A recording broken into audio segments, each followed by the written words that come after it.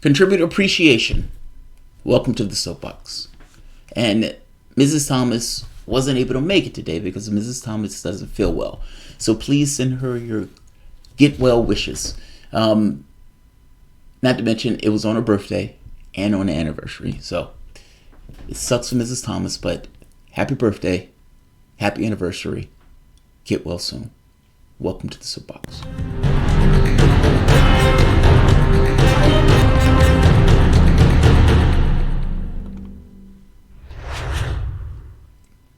My name is Jamarl Thomas. This is the Progressive Soapbox.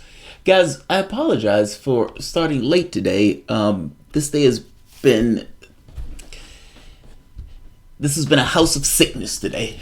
Everybody's been feeling miserable. And I've been looking after Mrs. Thomas. So forgive me, but let's do the news. Let's have a great appreciation show, and let's go from there.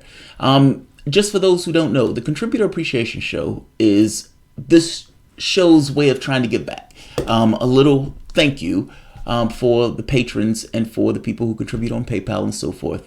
And it's opened up to questions. I have it on Patreon and the video will be put up on Wednesday, where essentially people can put in their topics, their questions that they want to show to talk about, to tackle. Sometimes not all of them are taken. This week, all of them get taken. Essentially, each and every one of them are going to be answered because all of them are pertinent and all of them are interesting in regards to the subject matter that the people are asking about. And some of these I had to look up a little bit more to get further details into before doing the story, even though I knew about the stories in and of themselves. So I think we have a few interesting stories. I'm even going to be able to sneak a UFO story in to the show. Look, typically this goes an hour. If this goes a little bit longer, fair enough. At the end of this, all of these videos are going to be cut, meaning each individual topic is going to get cut and it's going to get uploaded. We used to just keep these for patrons, but we stopped just doing that because after it would take like hours to cut the videos, and then it would be like 2 people who watch it.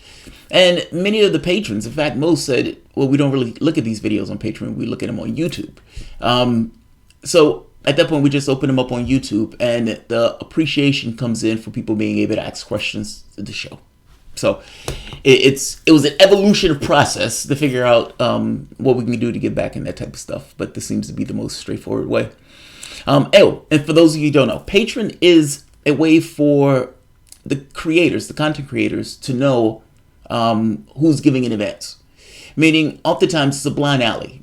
When you're a content creator, there's some people who contribute, and they contribute through Patreon or PayPal, which is all that stuff is great. But it's like Patreon allows you to see in advance, so it's almost like a salary of sorts. So where people can contribute in that way. But whether it's PayPal, Patreon, however people contribute, whether it's Super Chats for that matter, whether it's Streamlabs, it's all appreciated because, look, YouTube is an untrustworthy actor in this process.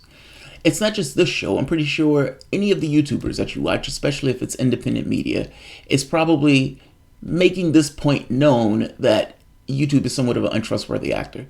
You can upload videos, those videos, bam, can be demonetized in a heartbeat, and it's unclear to know what they're going to use to make that demonetization. Meaning, it's a black box process. You don't even know if the people who are demonetizing the videos are neutral actors in the process, because they're human beings after all, sometimes. Oftentimes it's a computer that just demonetizes you right off the bat. And then 1,000, 2,000, 3,000 views later, oh, okay, now we'll turn it on. Or sometimes they demonetize the video, like after you get like 1,000 views, it gets demonetized, and then you have to find it later, be like, oh fuck, they demonetized my video. It's that type of stuff. Look, I've been saying more than on one occasion, I don't understand why the lefty aspect of this are not calling for a union. Now, the reason why I say that is it's the left. The left tends to go with this thing of worker co-ops, unions. They tend to trend towards being rabble-rousers. I did find a union, but I don't know, the credibility of it per se. Even though the gentleman is saying that it's in German and they're pushing for this notion of trying to get YouTubers under one umbrella. And look, that's God's work. Think about it for the moment. You have millions of people Of those millions of people, several decide, I'm going to make a career and living off of doing a channel. That channel oftentimes is akin to, a television channel per se, but it's an individual or it's a group of individuals that run a small business that is delivering content to you, to the viewer. But then they're delivering this on a platform that they have no control over. And if anything runs afoul of one of the rules, by the way, that could be changed on a whim, they can demonetize the video, shut the video down, hit it with a copyright strike, or kill your channel outright, meaning nuke your channel outright. And all you're going to get from YouTube is a letter saying, we've nuked your channel. It's not going to say it in that term, but for all intents and purposes, that's what it's going to say. There's no human component to which you can engage with and talk to. And for people who are literally making living off this is dramatically problematic, especially if you're part of the left, or for the matter, even the right. My sandbox is on the left. Pac-Man was talking about getting 100,000 views on like 5 videos or 6 videos, and then 4 of them demonetized. Kyle, same thing. In fact, Kyle is coming on the show to talk about that, because Kyle put up a bunch of videos with the debate. All of them were copyright struck. Now, not so much copyright struck in the sense of shutting the videos down, but more so CNN is taking all of the profit from the videos. Kyle is probably going to get 100,000 views on all of those videos, meaning all of the profit from all of the work that he put into it goes to CNN, despite the fact that the overwhelming majority of the video is Kyle. This is our democracy that we're talking about. And CNN is essentially privatizing viewing of the debates. Our commons has been captured. Our commons have been captured. And, that's problematic. And I think it's one of those things that we see because it's directly affecting us. But when you ask, is there a secondary, there's nothing else. Yeah, there may be Steam It and all this other stuff. But at the end of the day, you can't create a business off of Steam It. YouTube is the thing. And I would imagine there's somewhat cocky in this, in which case they feel like we can run roughshod over the people. Now, usually it takes a certain amount of being pissed off and chaos for change to take place on that regard. But right now, I would imagine the larger channels don't care. And there's another thing. If people are on YouTube, they're not on YouTube to see mainstream media. So the notion that YouTube is pushing mainstream media or cat videos because those videos are safe for advertisers, it's incentivized. But by the same token, that's not why people come on YouTube. And yet, this is where we are. This is where we are. Aisha, it's those damn pills. I hope you had a good bed. No, she, so, Aisha's birthday and anniversary was on the same day. When we were in Iceland, we got married in Iceland. The plan for her birthday was to kind of like a walk down memory lane. When her and I met the very first night, we spent 14 hours together. And we ended up that morning going to McDonald's before I took her home. And she thought I was flaming. And it's like, but we're together for 14 hours. Why do you think I was flaming? But nevertheless. So I took her to McDonald's that morning for breakfast. And then from that point, we went to get mani-pedis. But she felt miserable even up to that point. I had to get a doctor's appointment. So I went to the doctor's appointment. And my mom called and said, we're at the hospital. At which point, her birthday was shot. So she spent her birthday at the hospital with a sinus infection. Which sucks because she took like the entire weekend off all the way up to Monday, and she's been in the bed the entire time. So yeah, that sucks. Yeah, it sucks. It's a bad day for Mrs. Thomas. Bad birthday for Mrs. Thomas. We're gonna have to make it up on another day. We're gonna have a belated mock birthday in order to kind of balance the equation. But look, I tried to lend my own experience to her on this. I spent 10 years with like 2 surgeries each year. No bullshit. Major surgeries often. And, at times, near death, where the doctor is like, if I take him on a operating table, he's going to bleed to death on the table. In one case, where the nurse is telling my mom, look, just be prepared, that type of stuff. And even after, those 10 years when, you get a transplant and you realize that your life was in a toilet. I mean, because everybody else around you has developed their career. Because you're in a flow of a current of sorts. People around your age and so forth. But those people that are around your age are now, engineers. In one case, somebody was working on the train systems. All of those people, for the most part, had jobs, careers, etc., etc. And I guess, grateful that I'm to some degree beyond that stuff. But by the same token, you're just kind of left off in a hole. It's like, how do you climb out of this hole? And it's for somebody who was, extraordinary with this notion of achievement in school to kind of have to, play catch up. Like I guess my point is, I try to explain to her, being ill is not fun. But over the context of 80 years of your life, even if you're sick for 2 years, it's a pain in the ass. It's aggravating to continuously feel that way. But by the same token, it's 2 years. It sucks. And it feels like it takes forever. Meaning, even if it's a month, that month feels like it's forever. But there's nothing you can do. You bitch, you moan, you cry, you scream. In my experience, there's this weird thing in humanity where we try to look for other people to find validation in ourselves in regards to what we're supposed to do. And in situations like, well, what's the politically correct way to deal with pain? There is no politically correct way to deal with pain. You just deal with pain. The goal is to get from point A to point B. And sometimes it's not even pain. Sometimes it's just feeling miserable in this kind of general, nondescript way. And in some respects, that's worse than pain. There is no secret. There is no trick. If you need pills, take pills. If you need a lot of pills, take a lot of pills. If you need, pot, if you need whatever. I guess my point is, your goal is to get from point A to point B. That's it. There is no correct way per se.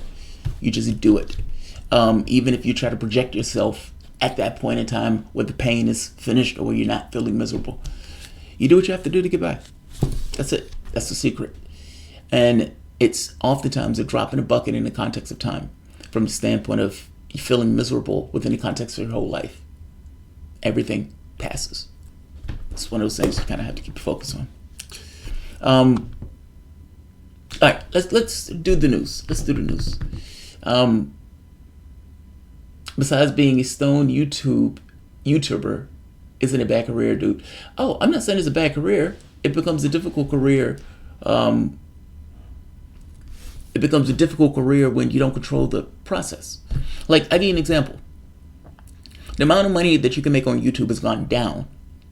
And many YouTubers are saying, especially independents, are saying their views go down. Well, you get paid on views. And not just paid on views. If they demonetize a video, they're not promoting that video, meaning people aren't seeing that video. Now, YouTube doesn't promote that video because they need advertisers. They want to make money off of advertisers. And so they're not going to put advertisers on videos that don't. They're not going to promote videos where they're not going to get advertiser views from, if that makes sense. Meaning, it becomes a difficult situation to make a career out of. And more difficult to make a career out of because YouTube is an untrustworthy actor in the process, if that makes sense. It's not that it's a bad career if you can kind of balance the budget off of it in a sense and navigate the waters. But the waters become treacherous, seeing as you don't know, you don't have a clear benchmark in regards to how YouTube is going to behave. That's all. I mean, it's not. Yeah, it would be better if YouTube didn't, or even if it was just a clear, definitive, these are our rules and these rules aren't going to change, that type of stuff. But that's not really what happens. That's not what happens. All right, people review movies or play video games are booming. Well, politics isn't as lucrative. I mean, if you're doing cat videos, yeah. I mean, But politics is very specific, especially when you're analyzing politics. I mean, there's nobody in my family that is into politics. I know of no one that is into politics. Part of the reason that I'm doing the channel is because I know of no one that is into politics. So it becomes this, it just is what it is. I don't overly think about it. I just try to make it work. All right, so let's do the news. Where do we want to start? Oh, let's start with the questions. So let's go to patron appreciation. These are my contributors, and these are the questions that were asked of me. And some of these are falling in line with topics that I wanted to do anyway, so these are really interesting. Chris G. Hey Jamal, could you discuss this video? That would be great. Also, do you think there's any chance Gabbard won't be allowed on the next set of debates, even though she's well over the 130,000 donor threshold? Now, the video that he's asking me to discuss is an embassy video that the host is utterly disgusting. Like, Tulsi Gabbard kind of brings up this point, like, look, every time I come on MSNBC, the only thing you guys want to talk about is Syria and Bashar al-Assad. Now, I always find this astonishing to me because George Bush was responsible for the deaths of 1 million people. And regardless of how many deaths Bashar al-Assad was responsible for, I guarantee you it wasn't 1 million people. Not to mention, they're always they always give this stuff a pass. Their leader is a bloodthirsty monster. But our George Bush was, he was just doing politics. He was doing what he had to do. It's amazing to me that the consequences of what takes place from the office of the presidency doesn't necessarily mar the president in the eyes of journalists. So with a straight face, they can look at Tulsi Gabbard and say, how dare you go meet with that monster? Now, forget the fact that Tony Blair met with him. Nobody had an issue with that. Forget the fact that there were other political leaders. I'm not mistaken, Nancy Pelosi. Nobody had an issue with that. But with Tulsi Gabbard, it's an issue. Talk about double goddamn standard. And, beyond that particular point, Tulsi made this really great point, like, look, I'm not apologizing. I was in this military. I'm not apologizing. Now, to some degree, this was a political feint in order to rip away the narrative, or rip away. Essentially, they're having a low-level argument where Tulsi Gabbard is being calm and hitting back at what is being taken as unfairness. And she's able to wrestle momentum from the viewer or from the interviewer by bringing in her military background, saying, I'm not apologizing, in which case the person, well, look, I'm going to try to say you're going to apologize. Tulsi Gabbard is right in this. There's nothing wrong with meeting with Bashar al-Assad, especially if the goal of this is non-intervention in regards to these wars. And this notion, for fuck's sake, Donald Trump in the United States and even Obama was absolutely obsequious to Saudi Arabia. A bloodthirsty, murderous regime. No issue. But Tulsi, there's always an issue. What I want to talk about, though, is the debate stage. Tulsi put out this video, and I want to talk about this after we watch. Come on, Tulsi. Come on.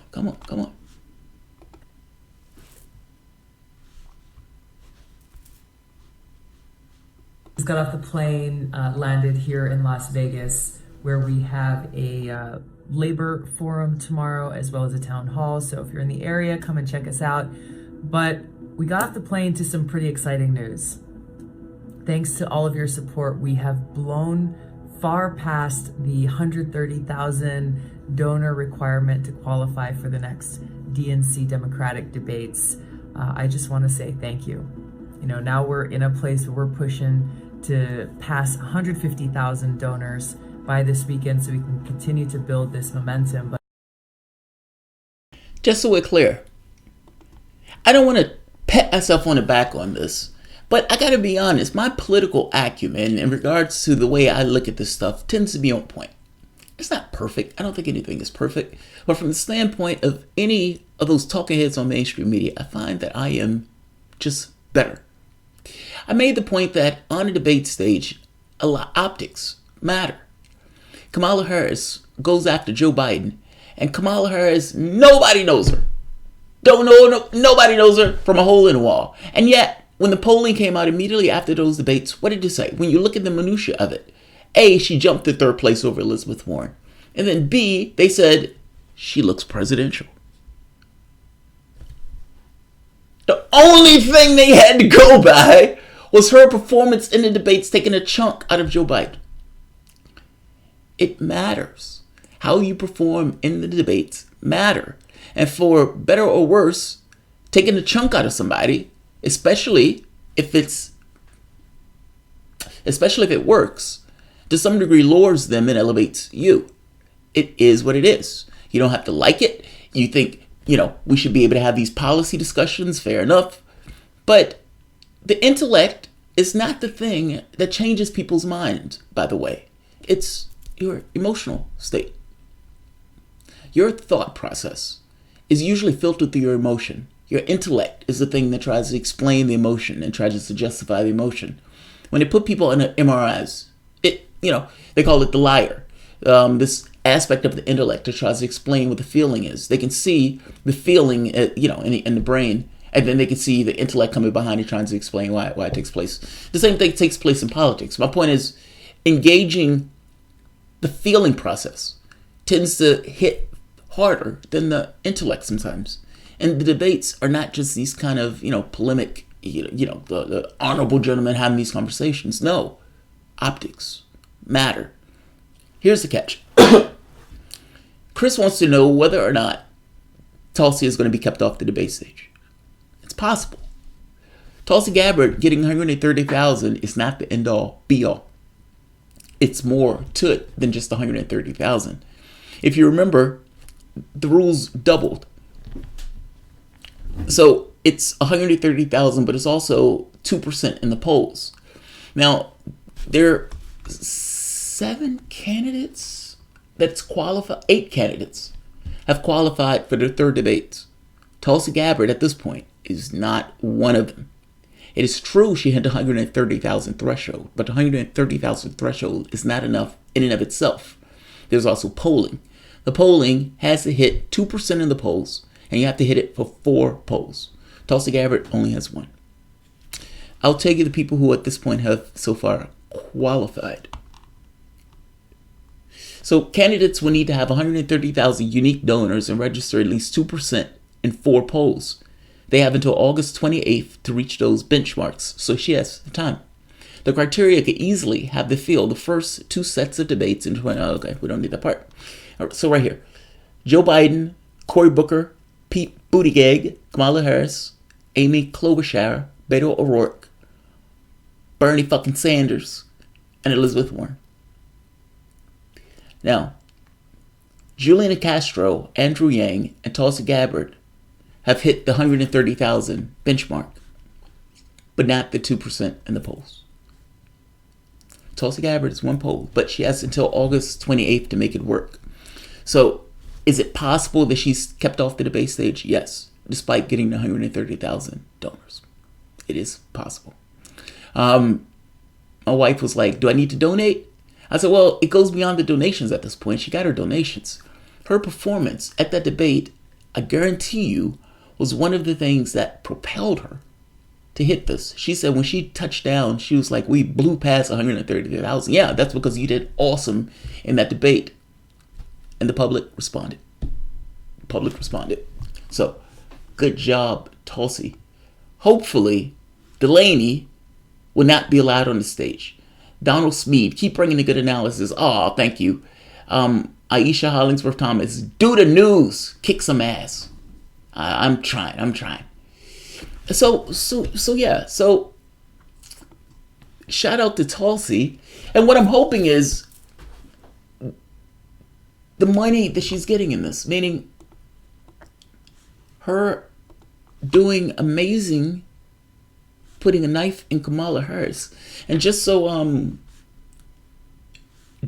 case you guys don't know what I'm talking about, because it just dawned on me that somebody may be living under a rock and don't know what I'm talking about in this particular video. Tulsi Gabbard went balls out, putting an outright knife in Kamala Harris. She was like a trained missile. It was, do you remember And oh, what is that movie? What is the movie with Tom Cruise? And they keep repeating the day over and over and over again. It's an alien attack on the planet. And there's a scene in it where Tom Cruise have relived the life so many times that he just knows where things are going to fall. One of the women that were there had that ability also. And she was a war machine. Like, because again, she had lived so many lives, she knew where all of the stuff was going to go. And it's like she's on the battlefield. Like, just fucking awesome. That's what Tulsi Gabbard was going after Kamala Harris. Just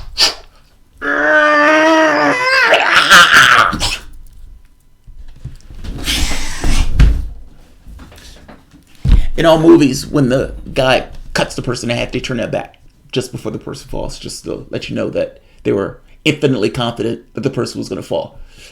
She went after her like a bomb, like a trained missile, and Kamala Harris was entirely unprepared and in no way could answer the attacks that Tulsi Gabbard made on her. Now, interestingly to note, Kamala Harris' response to this was to not engage her on the debate stage, but instead to go behind her and call her a Putin puppet. Now, let me show you. I shit you not. Wait a minute, let me find it. She goes behind her and says she's a Putin puppet. She doesn't have anything to oppose, and blah, blah, blah. Fact of the matter is, you didn't answer anything. She blocked evidence.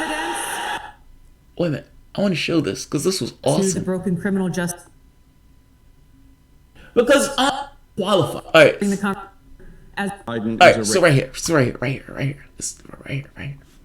Racist. What's your response? I want to bring the conversation back to the broken criminal justice system that is And just to be clear, my point here is this is what put her over the 150,000 or the 130,000. This, what might get her onto the next debate stage. Proportionately negatively impacting black and brown people all across this country today. Now, Senator Harris says she's proud of her record as a prosecutor and that she'll be a prosecutor president, but I'm deeply concerned about this record. There are too many examples to cite, but she put over 1,500 people in jail for marijuana violations and then laughed about it when she was asked if she ever smoked marijuana. She blocked evidence. She blocked evidence that would have freed an innocent man from death row until the courts forced her to do so. She kept people in prison. Stop for a moment. Stop for a moment. That's disqualifying. At the least it should be. Because that is ghastly. You had evidence that would have freed a man that was languishing in prison, in death row, and you knew the evidence would have exonerated him. And it took a judge to force you to have some level of integrity and some level of ethics. That should be disqualifying.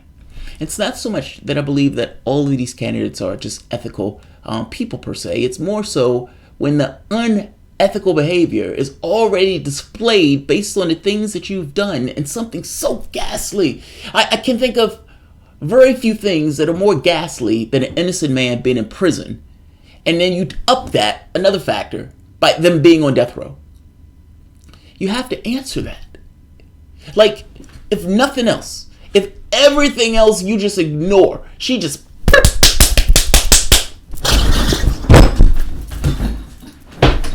Fuck happened. I think she just hit me. You gotta answer one of those. One of those rabbit hits. You gotta answer one of those. Let's hear what Kamala Harris says. Kamala Harris, let's hear it. Beyond their sentences to use them as cheap labor for the state of California. And she fought to keep cash bail systems.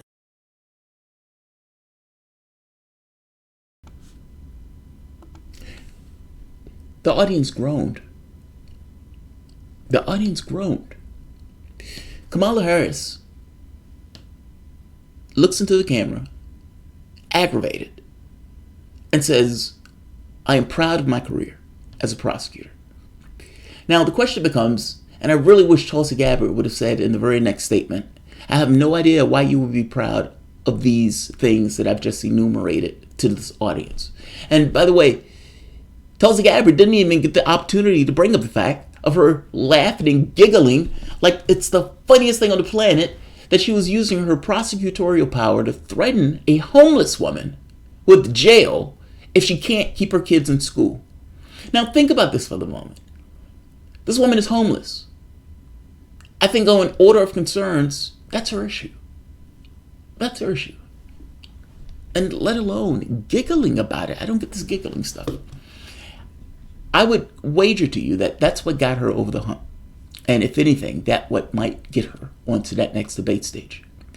Kamala Harris comes out, calls her a Putin puppet, and mainstream media starts running with this notion that Tulsi Gabbard is some kind of Putin puppet and starts smearing her.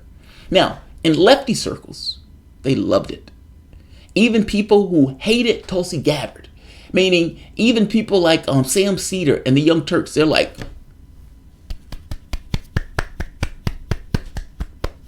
we still don't like you, but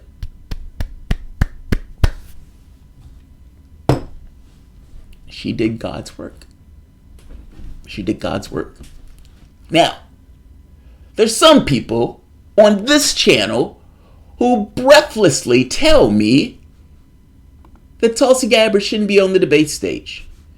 That Tulsi Gabbard should drop out. That Tulsi Gabbard has no chance. That Tulsi Gabbard blah, blah, blah, blah, blah, blah, blah, blah, blah. And I staunchly, stoically,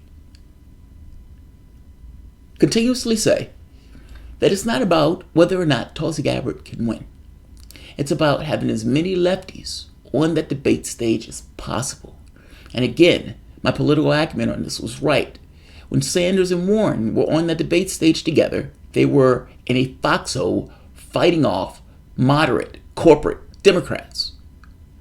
If Sanders were there by himself, that contours of that debate would have looked different. I'm saying her being in this race is to the better of lefties. And if nothing else, her being a train bomb on Kamala Harris demonstrates that. It demonstrates it. Shout out to Tulsi. But unfortunately, right now, up to this point, she is not qualified for the debates. She's almost there. She has 3 more polls where she has it at 2%. And I would put to you that if her polling has surged to that extent, then it's possible she may do it. And while we're talking about the election stuff, I want to talk about Sanders.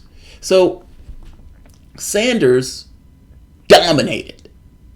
Sanders dominated. I got the opportunity to watch that debate again as I was cutting the videos.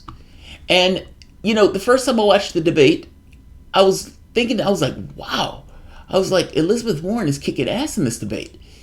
And there were times where I was like, God, I wish Sanders would have said this or that.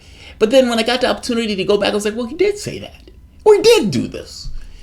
And, like, I was astounded by it. Like, I think the thing is, Warren had the best put down of the night. I have no idea why somebody would get into a Democratic race in order to tell the world what they can't do. Let alone that, put their own money in it. Delaney was spending $20 million of his own money to tell people Medicare for all is not possible. And the beauty of it is, Warren's wealth tax would tax Delaney. He's fighting for his own money. He's in the race fighting for his own money. Forgetting the fact that he has so much money they can throw $20 million of it away in the toilet bowl. Think of being that rich. Think of being that rich. My I do treatments. And I have Medicare now, but I didn't have it before. But I haven't gone without insurance for like a decade. Like, I've had insurance either for my job or when I switched jobs, essentially took on my wife's insurance to just pay her, almost like a family plan. My insurance company doesn't want to pay the bill because it says I should have Medicare. Now, this is a pain in my ass because the insurance companies kind of make this argument, well, look, I mean, you should have Medicare. Well, it doesn't matter what I should have had. At the end of the day, I had insurance. You should pay the bill because your job is an insurance company, so you should, do your job. My point is this. Most people don't have $500 in the bank in case there's a major expense. Delaney has so much money. He is so rich that he can throw $20 million in the toilet. He could have literally just burned that money on the lawn to tell people that we can't cover everybody in healthcare, or at the very least, Medicare for all is impossible. He's literally in the race, polling at like 1%. That's astonishing. Nobody called Delaney to be in the race. There was no groundswell of support for Delaney to be in the race. Nobody even knew who he was. And it's like there's 10 other Delaneys that are already in the race. And yet, there he is, burning through his own money with a staff that is literally leaking stuff to the press to try to get him to drop out of the race. He has that much money. He has that much money. And I'm saying he is not even the richest of them. There's a pamphlet that shows how much wealth Jeff Bezos has. Do you realize Jeff Bezos is so rich, he can get rid of poverty across the globe? Just Bezos by himself. When I make this argument of eat the rich, I make this argument because it is obscene. It is grossly immoral for a system to put that much money, that much wealth into the hands of a single person when that wealth can be used to raise the level of standard of humanity as a whole. Sanders dominated. Look at this.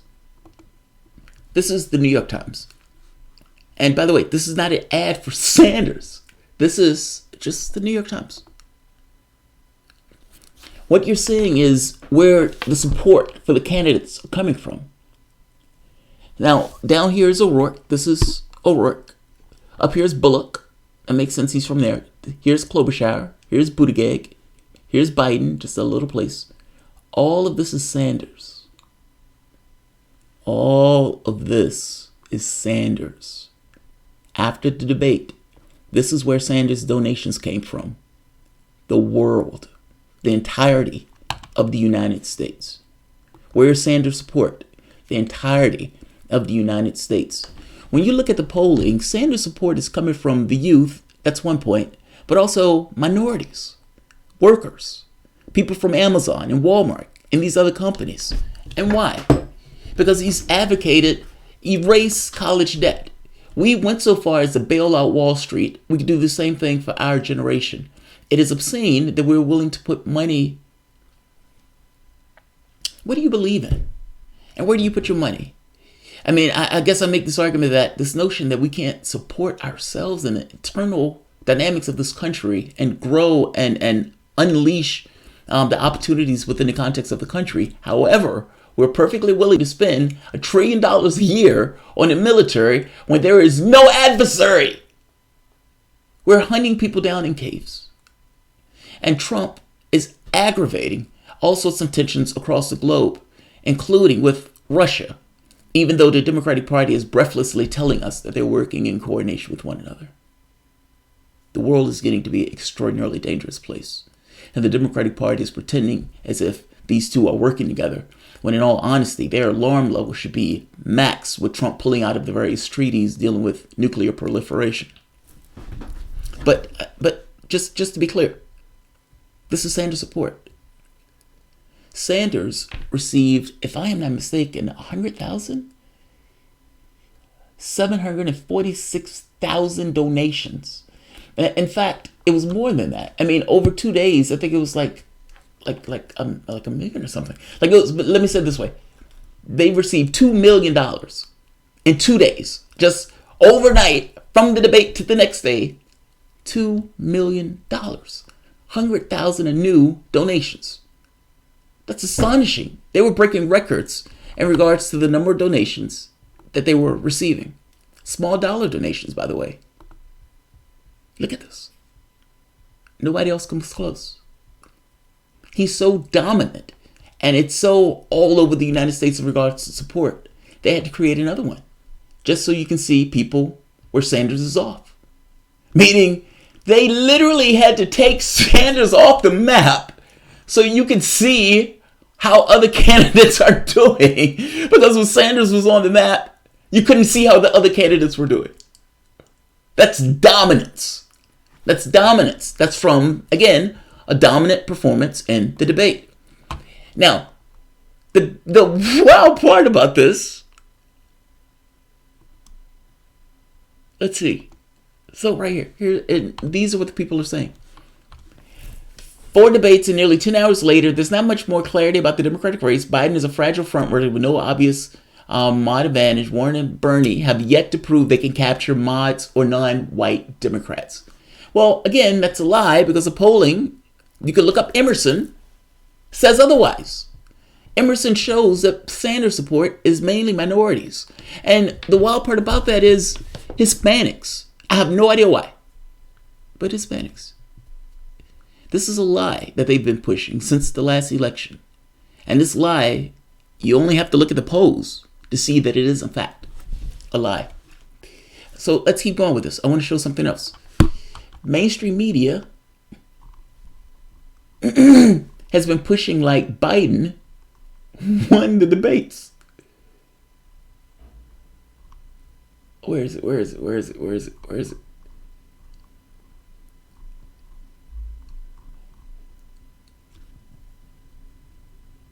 All right. So right here. Poll.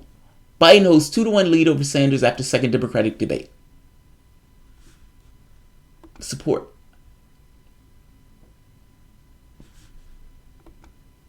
What?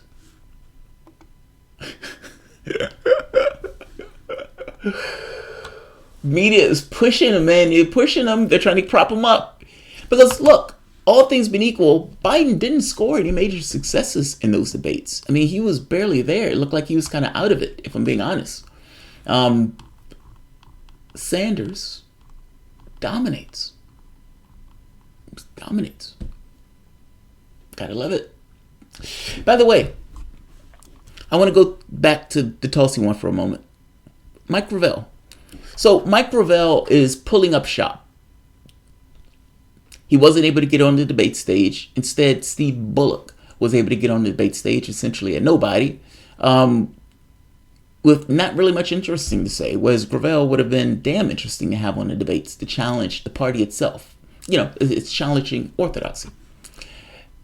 Gravel is throwing his support behind Gabbard. During that time, I will be one of her surrogates, a political personage that has her level of gravitas and steadiness. And she would make a great president, not a good president, a great president.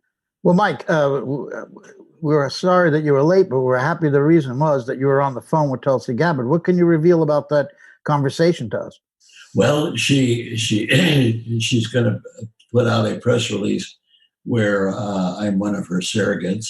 And then she's going off in September to do her 2-week military stint.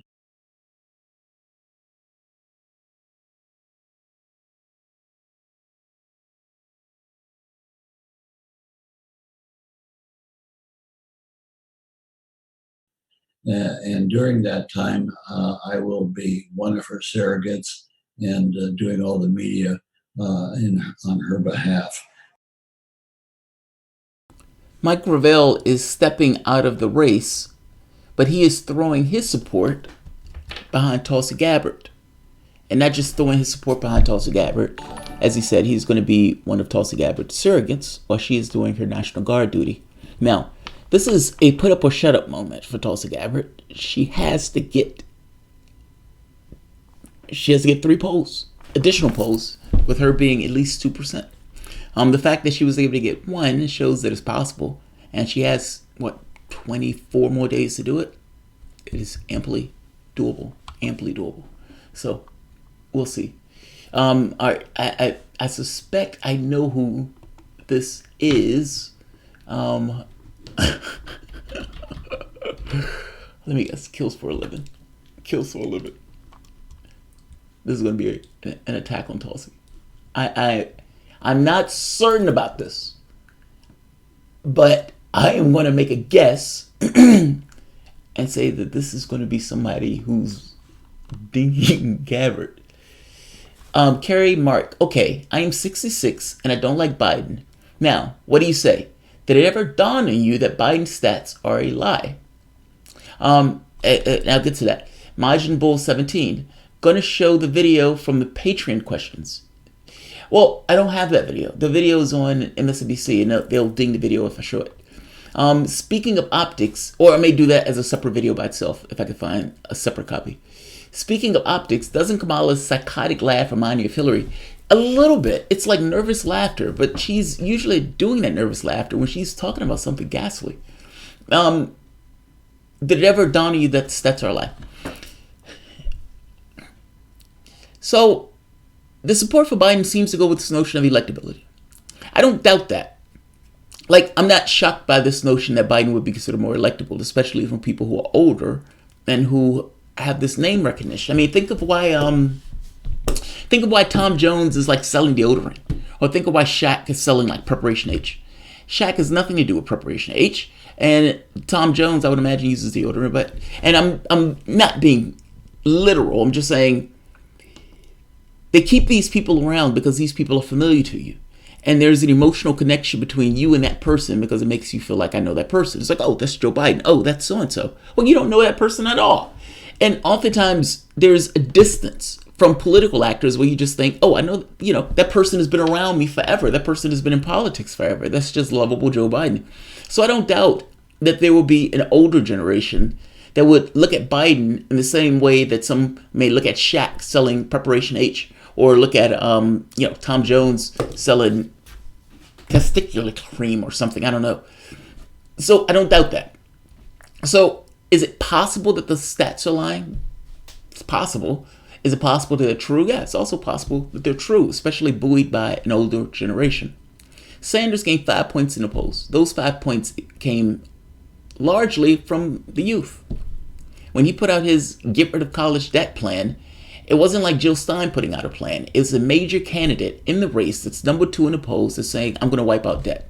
You put me in office, I'm going to wipe out your college debt.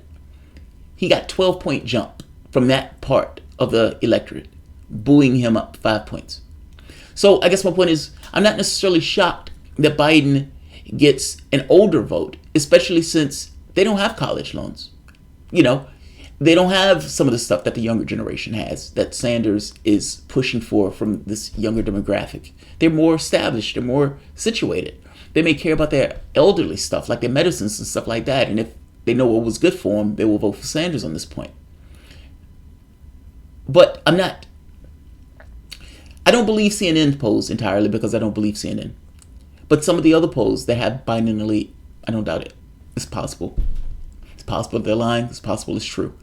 But I function as if they're true because as the polls change, I need to have a baseline of up and down, even if the numbers aren't necessarily entirely accurate, if that makes sense. Burn 1 million donors, 2 million donation map not update. The map may not be up to date, but think about it for the moment that it's this map. Damn. The map that I showed would Bernie Sanders essentially support across the entire nation. Yeah, he's right. The map wasn't even up to date. That's how dominant he was. Like, that map is brutal. The map is brutal. It's beautiful. Absolutely beautiful. But that's how he did an amazing job. Baltazar, it's not unusual to be selling deodorant. It's not unusual to swim in that Old Spice cash.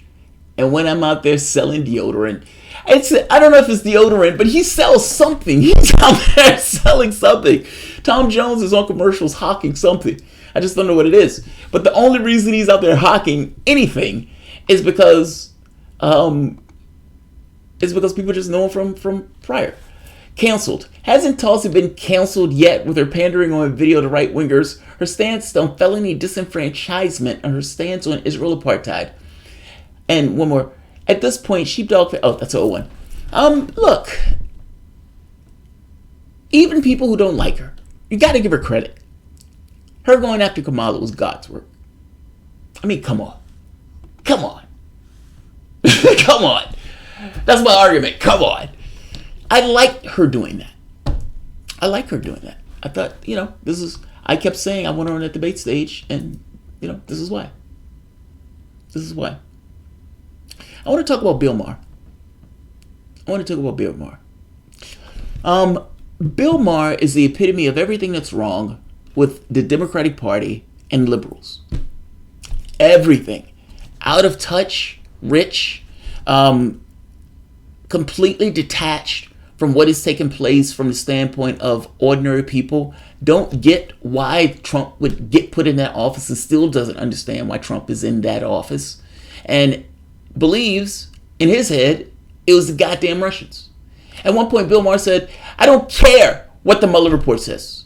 I know what I know. And it's like, well, what do you know? Everything that you know has just been dumped into the media. You just know what your social media and what your other media, for the most part, has dumped into you. You don't really know anything legit, per se. You just know essentially what the media has been reporting. But if you're looking at the report, the Mueller report was supposed to be the investigation. I mean, look, the Democratic Party pushed for this investigation. And they said Trump was working with the Russians, Hillary Clinton. There was no way she could lose to reality shows. And in doing so, we're able to get this investigation. And with this investigation could have potentially took down the President of the United States. But what happened? The investigation comes back and says, look, there's no link. We can't find a link. The only answer that would have been suitable to Bill Maher was, we got him. But Mueller didn't get him. And the investigation that they were relying on comes back with an answer he didn't like. So what is his answer? His answer is immediately, I don't care what that investigation says. I don't care, well, with Mueller squeezing this guy and putting police raids on this other guy and indicting this other guy. I don't care that he spent 2 years, 3 years investigating with all of these lawyers and everything else. I don't care. 1,000 times I don't care. I know what I know. Bill Maher has become so Trump deranged that he is openly, actively calling for a recession. Now, if you watch financial channels, this economy that Donald Trump is bragging about is fragile at best. I have a pot stock. And with that pot stock, every so often, especially when I'm at the clinic, in fact, only when I'm at the clinic, I watch financial channels. It is a fascinating view of reality because they don't look at the world in terms of real things. They look at the world in terms of whether or not they can get value off of a stock. And so when Boeing's plane fall out of the sky, killing everybody on board twice, the U.S. regulators allow Boeing to just investigate its own plane. And that's astonishing in and of itself. China took the lead in downing those planes. The investigation found that the 737 wasn't fit to fly, not just fit to fly, not fit to fly. That the reason that Boeing did it is because they were in competition with Airbus, and based on capitalistic pressures, they rushed the plane. All of those people died on that plane. You have Boeing 737 sitting in the parking lot because they can't sell the planes. It's a clusterfuck. Nobody in their right mind is going to get on that airplane anytime soon. And all of the orders have essentially gone to zero. But understand, this was based on competition. Boeing didn't have to do that. Boeing could have built a different plane. Boeing could have built a better plane. Boeing just didn't do it because stock price demanded that they hurry it along. Bill Maher, I guess my point is this. There's a detachment here. And this detachment is just utterly bizarre that you call for this. These guys are saying, look, there's going to be a recession. Powell comes out, cuts rates. Now, Powell cuts rates because Donald Trump has been browbeating him remorselessly to cut rates. But two things aren't true at the same time. If the economy is roaring in the way that Donald Trump says the economy is roaring, then you don't cut rates. You cut rates when you feel that there's weakness or shakiness within the economy itself. The people within the economy themselves who are working multiple jobs, just because you have a job, that's not necessarily security. That's the first point. And the stock market in and of itself is not an indication on how awesome the real economy is. Donald Trump is terrified that there will be a recession before he's elected. Before the next election. Because if there is, his election chances are going to go to zero. And if there's a Sanders in office at the time, it will be a windfall. Meaning you're going to have a new Great Depression-esque type leader to take over. I guess my point is this. Whether they're calling for a recession, they're not actively seeking one. They're saying what they're predicting to take place. There's a difference in those things. One is saying, I am making a determination that this is most likely going to take place based on economic factors within the society itself. That's a different thing than Bill Maher getting on television, calling for one, actively calling for one. Why is he calling for one? Because he believes that Donald Trump will lose the next election if there's a recession. When it's pointed out that, look, people are going to lose their jobs, you're talking about people being injured. I mean, look what happened with the last recession. I mean, that was horrible. I mean, you had hundreds of thousands of jobs that were lost. Bill Maher says, I don't care. I don't care. I don't care. I don't care how much pain is visited on everybody else. I just want Trump out of office. This is an astonishing clip. Next economic downturn. Right. Josh, isn't the Fed cutting rates now just going to make the next economic downturn worse? What's your prediction? I've been By the way, the Fed cutting rates making the next economic downturn worse. Look, the reason why recessions are part of the capitalistic system.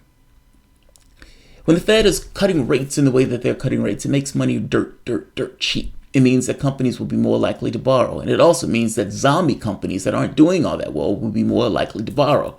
It allows a propping up of the companies to sort in some degree, but somewhat of a false propping up, where these guys can borrow money cheaper. This is almost like juice of sorts. They're trying to juice the economy up. And Donald Trump is terrified that there will be a recession before the next election. The major houses have been calling for it. Again, not asking for it, saying that the factors look like there will be. Not to mention the global instability with Donald Trump in this kind of trade war with China and the various sanctions. But listen to Barr on this. This is extraordinary. hoping for a recession. People hate me for it, but Yeah, it would get rid that's of bad. Trump's economic downturn worse. What's your prediction? I've been hoping for a recession. People hate me for it, but Yeah, it would get that's rid of bad. Trump, so you shouldn't hate me for it. I mean, recessions are really bad. People lose their jobs and their I homes, know. and we shouldn't wish It's for worth it. But Did you hear him? Did you hear him? He says, recessions are really bad. People lose their jobs. I know. It's worth it. It's worth it. I love how glib you can be when you're a joke man. You can smoke pot all day and you can just work like 2 hours out of the week. And you've made your riches and you can just sit on your riches. I love that. I love how smug an individual can be when they don't have to worry about dealing with the pressure of a job, of working 40 hours a week, of worrying about whether your company is going to ask you. I love how smug you can be sitting on TV. It's worth it. People losing their jobs. It's worth it. Hundreds of thousands of people unemployed. It's worth it. To Bill Maher, that's worth it. That's astonishing. He said people hate you for it. Yeah, people hate you for it because people hate not having access to the things that they need. And you know when they definitely don't have access to the things that they need? When they don't have a job. That's astonishing. This is everything wrong with the Democratic Party and the Democratic establishment. People like Bill Maher, joke man Bill Maher, who's perfectly okay with people losing their jobs as long as it gets rid of Donald Trump. This is everything wrong with the Democratic Party. I mean, a recession's always possible. I don't see any particular reason to think that it's likely. I think, Really? Aren't we overdue for one just No, this by is- the cycle of economics? This is such a misconception. People sort of feel like, well, about every 8 years or something, you're supposed to have it. Recessions don't come because they're due. Recessions come because there's some sort of overheating, something goes wrong in the economy, like All right, Josh, isn't the Fed cutting rates? It's not that recessions are magic per se. It's more so just in a capitalistic system. It just doesn't happen. It's the incentives built into the system that creates various contradictions that, creates the downturns. But this is astonishing. Bill Maher is a horrible person. Bill Maher is a horrible person. I want to get rid of Trump also. I don't like Trump at all. I've derided him from the moment Trump got in office. I've tried to be fair to him, especially from attacks that I thought was unfair. But by the same token, clearly he is outside of my ideological framework. And from my standpoint, is an enemy that needs to be crushed. By the same token, do I want him out of office to such a degree that I would want hundreds of thousands of people to lose their jobs and lose access to the things, their ability to make their ends meet? As somebody who's lost a job, and as somebody who's worried at one point about whether or not I was going to make my ends meet, how was I going to pay for this medication? How was I going to buy, am I going to be able to make rent? That's not a place you want to be. That's a horror. That is a ghastly place to be in. But according to Bill Maher, it's worth it. If 100,000 people can't pay their rent, it's worth it. If 100,000 people lose access to the things that they need, where they can pay for their bills for their kids, it's worth it to Bill Maher. Joke man that's completely separate and distinct from the rest of the population because he slings jokes for 3 hours out of a week. Bill Maher. Democratic Party. Democratic establishment. I'm okay with hundreds of thousands of people losing their jobs, losing their ability to take care of themselves, losing their ability to take care of their kids, losing their ability to pay their rent, losing their ability to pay for their meds, pay for their insurance. Bill Maher, that's worth it to him because that's not something that directly affects him. It's now just going to make the next economic downturn worse. What's your prediction? I've been hoping for a recession. People hate me for it, but it would get rid of Trump, so you shouldn't hate me for it. I mean, recessions are really bad. People lose their jobs and their homes, and we shouldn't wish it's worth it. But that's disgusting. That's disgusting. Bill Maher is a degenerate. I mean, God, how smug that is. That's so smug. Will the sequel to It's Not Unusual to Be Screwed by Democrats be What's New, Democrats? Whoa, whoa, whoa, whoa. I don't know if that's going to be a sequel about this stuff. There was an article talking about transparency, where they were killing the transparency stuff. It's amazing how many people aren't informed. I told you multiple times Willie Brown Mistress was horrible, and when people found out about it, she was done. And though Tulsi exposed that low-hanging fruit, she's trashed. Yep, I'm back. Look, I've done videos talking about Kamala Harris's record on more than one occasion. And for all intents and purposes, Tulsi Gabbard could have watched my videos to see that in order to do her debate thing. So, low-hanging fruit, yes, but for whatever reason, nobody actually went there on the debate stage. Biden kind of trended there when he was like, unlike you, I wasn't a prosecutor, I was a defense attorney trying to protect people, not putting them in prison. So he slowly went there, but Joe Biden got into this thing of arguing for states' rights, which is just bizarre. It was really bizarre. God, I can't believe how smug he is. Like, that smugness, that's a level of smugness that, God, okay, that's astonishing. That's astonishing. I am hoping for people to lose their jobs. I desperately want Trump out of office so bad that I don't care if people have lost the ability to pay for their rent, pay for their kids. That's astonishing. How do you say that? Even if you say a downturn would take Trump out of office, it's a secondary thing of wishing for that. That's astonishing. And then when pressed, people are going to lose their jobs, right? That's not a good thing. It's worth it. It's worth it. It's worth it to you because you're not on the chopping block. Like, what is the pain of an individual when they can't pay their rent? Like, honestly, like think about that. How do you quantify that? And how do you quantify that to such a degree where you heft that against Trump? I want Trump to lose also. Do I want 100,000, 200,000 people wiped out in order to make that work? Fuck no. Hell no. If Trump loses, Trump loses. That's not what I want. If it happens, fair enough, but I'm not going to bed wishing for it just like Bill Maher is. That's astonishing. I mean, honestly, that's utterly astonishing. All right. I want to go to a different one before we go too far into this one. Spider 77, they made a new Cold War against just Trump. Well, they didn't make a war against Trump. Not smugness, psychopathy, vaquero supreme. No, maybe, man. That's miraculously smug. J.J. Wolf, Maher donated $1 million to Obama, and he still wouldn't go on his show. That's funny. I gave you $1 million and you still wouldn't come on my show. Yeah, he wouldn't go on the show because he said Bill Maher was like risque or something. They would have attacked him for it. Well, hi Tulsi, if you're watching. I know, right? How you doing, Trudy? Tulsi watching the soapbox? I fucking hope so.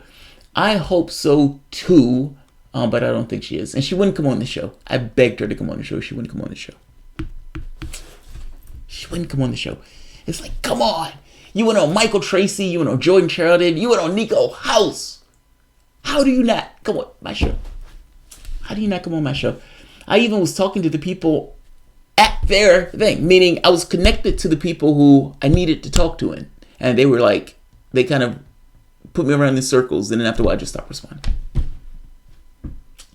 Apparently my show was not of high enough value for her to come on. So it's what it is. I want to talk about Glen Greenwald. So Glen Greenwald, and this was one of my patron contributor ones. Alexis Alexanderson. If you get Alexis Alexanderson. If you get a chance, I'd love to hear about the situation in Brazil is at this point. I'm still not completely clear what was exposed related to President Bolsonaro, and I'm greatly concerned about the death threats against Glen Greenwald and his family are getting because of what The Intercept exposed. Anyway, always love your videos. Thank you. Alexis Alexanderson, thank you, man. I appreciate your support. And Chris G, same. Appreciate your support. So Glen Greenwald. So Glen Greenwald exposed... Let's start a little ways back. In Brazil, there was a corruption prosecution all across the political space that shook up politics in Brazil. It was called Operation Car Wash. Operation Car Wash took down various political leaders, but it also took down Lula da Silva. Now, this looked extremely political because Lula was running in the presidential race, and the prosecution was able to put him in prison, which stopped him from running in the race, which allowed Bolsonaro to take power. Bolsonaro would have never won if Lula would have been able to run. The failure of the right is the rise of the left. Glen Greenwald got phone logs. Those phone logs essentially showed collusion between the judges and the prosecution and the justice minister, that it was politically motivated. That it wasn't just, we're just doing our job with the prosecution. It wasn't the prosecutor was just this kind of dispassionate, No, it was politically motivated to put Lula and take Lula out of competition. Now, The Intercept exposed this. Bolsonaro comes out and threatens Greenwald. Brazilian President Jair Bolsonaro threatened American journalist Glen Greenwald with jail time for allegedly having links to hackers who leaked phone conversations of the nation's justice minister. On Monday, Bolsonaro accused Greenwald of committing a crime and alleged he is aligning himself with criminal hackers who exposed phone conversations of the country's justice minister from when he was a judge. The president also alluded to the jail time could be possible when he was asked whether Greenwald might be kicked out of the country under Brazilia's new deportation rules. Maybe he would be in prison here in Brazil, Bolsonaro said, noting that Greenwald was not likely to be deported due to the fact that he is married to a Brazilian and that he and his husband have adopted children together. Now, The Intercept pushed back on this, and Greenwald made the point that this is not a fascist dictatorship yet. You can't put me in prison. You don't have anything to put me in prison on. That said, there were busts for the people who leaked the information to Greenwald, and those people have been busted by Brazilian authorities. And it is unclear on what is going to happen to them. Ultimately, though, one of the people did say that they were responsible for giving Glen Greenwald the information. Glen Greenwald has said that there is more information that will be released, and that they haven't gotten to the bottom of it all yet. In fact, he gave this over to other sources. And he also made the point that you're attacking me and you haven't said anything about the other sources that we gave this information to, because other places publish the information. This is another case. This is right here. Listen to this. It's in Spanish, but there's subtitles. So this is Bolsonaro's spokesman. And Bolsonaro's spokesman is asked, what crime are you charging Glen Greenwald with? You're saying he's guilty of crime, so okay, fair enough. Fair enough. You have a perspective of things. You don't like the fact that he exposed these politically motivated attacks on Lula. You hate that. It shows up for what was going on behind the scenes. What crime are you charging him with? Listen to his answer. His answer is amazing. Para mim, sobre o Glen, o presidente afirmou que foi cometido crime. Eu queria entender exatamente qual crime foi cometido e com base em que ele faz essas alegações e sobre a questão. Alguma dúvida sobre o crime? Eu tenho. Qual crime foi? Sobre o crime que foi cometido de invasão. Pelo jornalista? Não há dúvida. Por parte do presidente, não há dúvida. Qual Acho crime? que não há dúvida por parte de ninguém. Não, eu quero saber qual crime o jornalista cometeu. Repito, há alguma dúvida que houve o cometimento de um crime? O senhor pode dizer porque eu tenho essa dúvida. Esta é a minha resposta. Mas qual crime? Próxima pergunta, por favor. What crime did Glen Greenwald commit? The journalist. They were hackers that got their hands on the files. Yeah. Those are the hackers. But what crime did Glen Greenwald commit? I've just answered you. No, you didn't answer anything. Is there any doubt? Yes, I have doubts. Next question. This is an extraordinary exchange. This is the weirdest exchange. The question is very specific. You're charging him with a crime. You're saying he committed crimes. All right, fair enough. What were they? What were they? Well, just tell us the crimes. Is it a secret court? I mean, for fuck's sake. He exposed you. You embarrassed. But what crimes did he commit in exposing you in this way? And let's hear him again. Duas perguntas que não ficaram claras para mim. Sobre o Glen, o presidente afirmou que foi cometido crime. Eu queria entender exatamente qual crime foi cometido e com base em que ele faz essas alegações e sobre a questão. Alguma dúvida sobre o crime? Eu tenho. Qual crime foi? Sobre o crime que foi cometido de invasão. Pelo jornalista? Não há dúvida. Por parte do presidente, não há dúvida. Qual Acho crime? que não há dúvida por parte de ninguém. Não, eu quero saber qual crime o jornalista cometeu. Repito, há alguma dúvida que houve o cometimento de um crime? Não, o senhor pode dizer porque eu tenho essa dúvida. Esta é a minha resposta. That's extraordinary. That's extraordinary. What crime did Glen Greenwald commit? You mean the cyber crime? Yeah, I get that, but what crime did he commit? Is there any doubt that he committed a crime? Yes, I have doubts. Can you articulate to me what it is? Just explain it.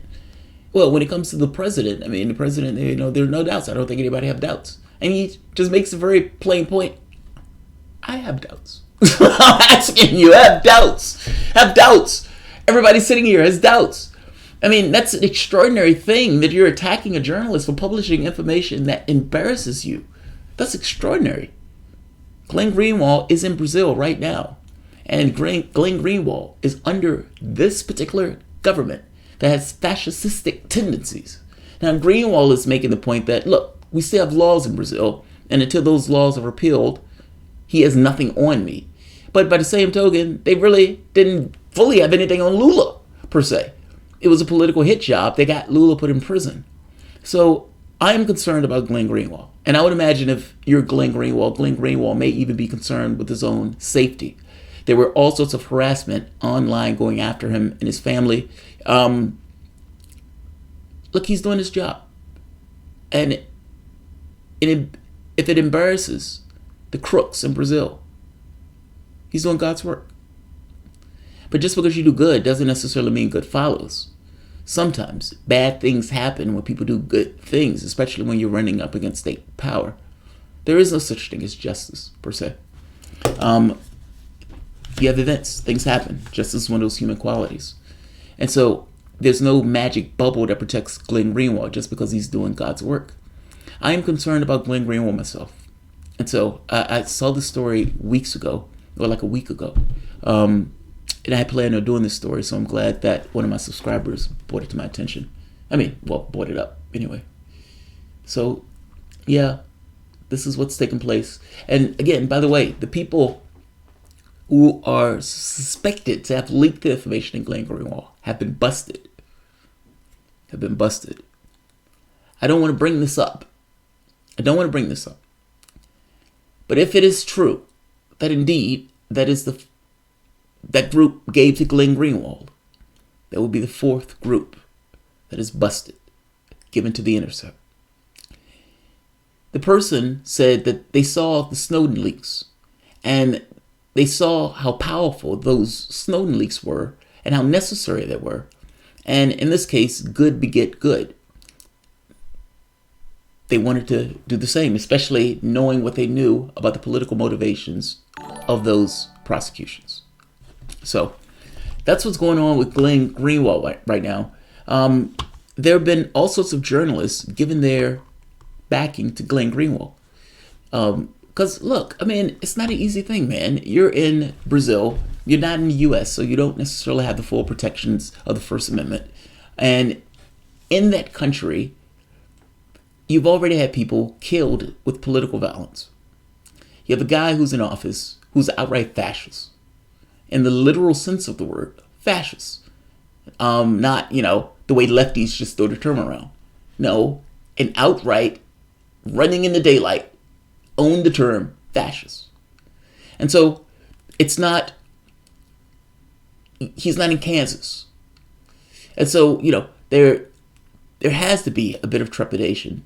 By the same token, it's his job. And he's doing his job.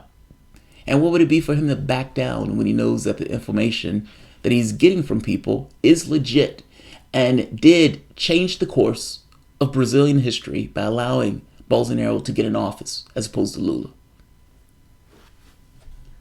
You are forced to do your job in this case. Forced is too strong, but knowing what I know of Glen, at least by the name of his work, I've always called Glen a lion. And it follows here also. You have various people who are giving their support to Glen. Naomi Campbell. I'm Naomi Klein, author, journalist, Naomi and Klein. senior correspondent at The Intercept. This is a message to the government of Jair Bolsonaro in support of Glen Greenwald and the entire team at Intercept Brazil. In recent days, you have been escalating your threats against my colleagues, even dragging in Glen's husband and children with threats of deportation and imprisonment. The alleged crime? Practicing public interest journalism as protected by the Brazilian Constitution. As you well know, my colleagues committed no crime. They stole nothing, they distorted nothing. What they did do is what all journalists are duty-bound to do, which is publish and share information that is of vital importance to the public, that is in. Assange is being prosecuted. Chelsea Manning is in prison right now, getting charged $1,000 a day for every day that she stays in prison. They're trying to break her again, and they're trying to get her to testify against Assange, assuming they can get Assange brought into the country itself. This notion that journalists are protected is somewhat of a flexible one, right? Some journalists are protected. Stenographers, real journalists, less so. Tucker Carlson even gets violating involved. our privacy. I'm glad that we know that, thanks to him.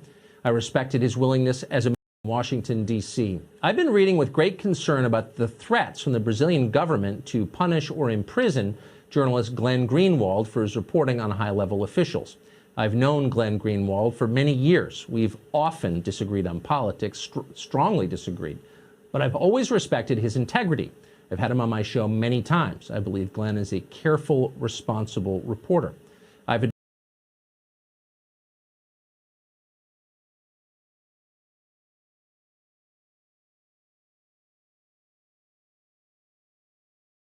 admired a lot of reporting he's done, including his reporting on the NSA. He revealed how the U.S. government is violating our privacy. I'm glad that we know that, thanks to him. I respected his willingness as a man of the left to attack the Obama administration for its many assaults on press freedom. Not many liberals are willing to do that. He was. I admire that.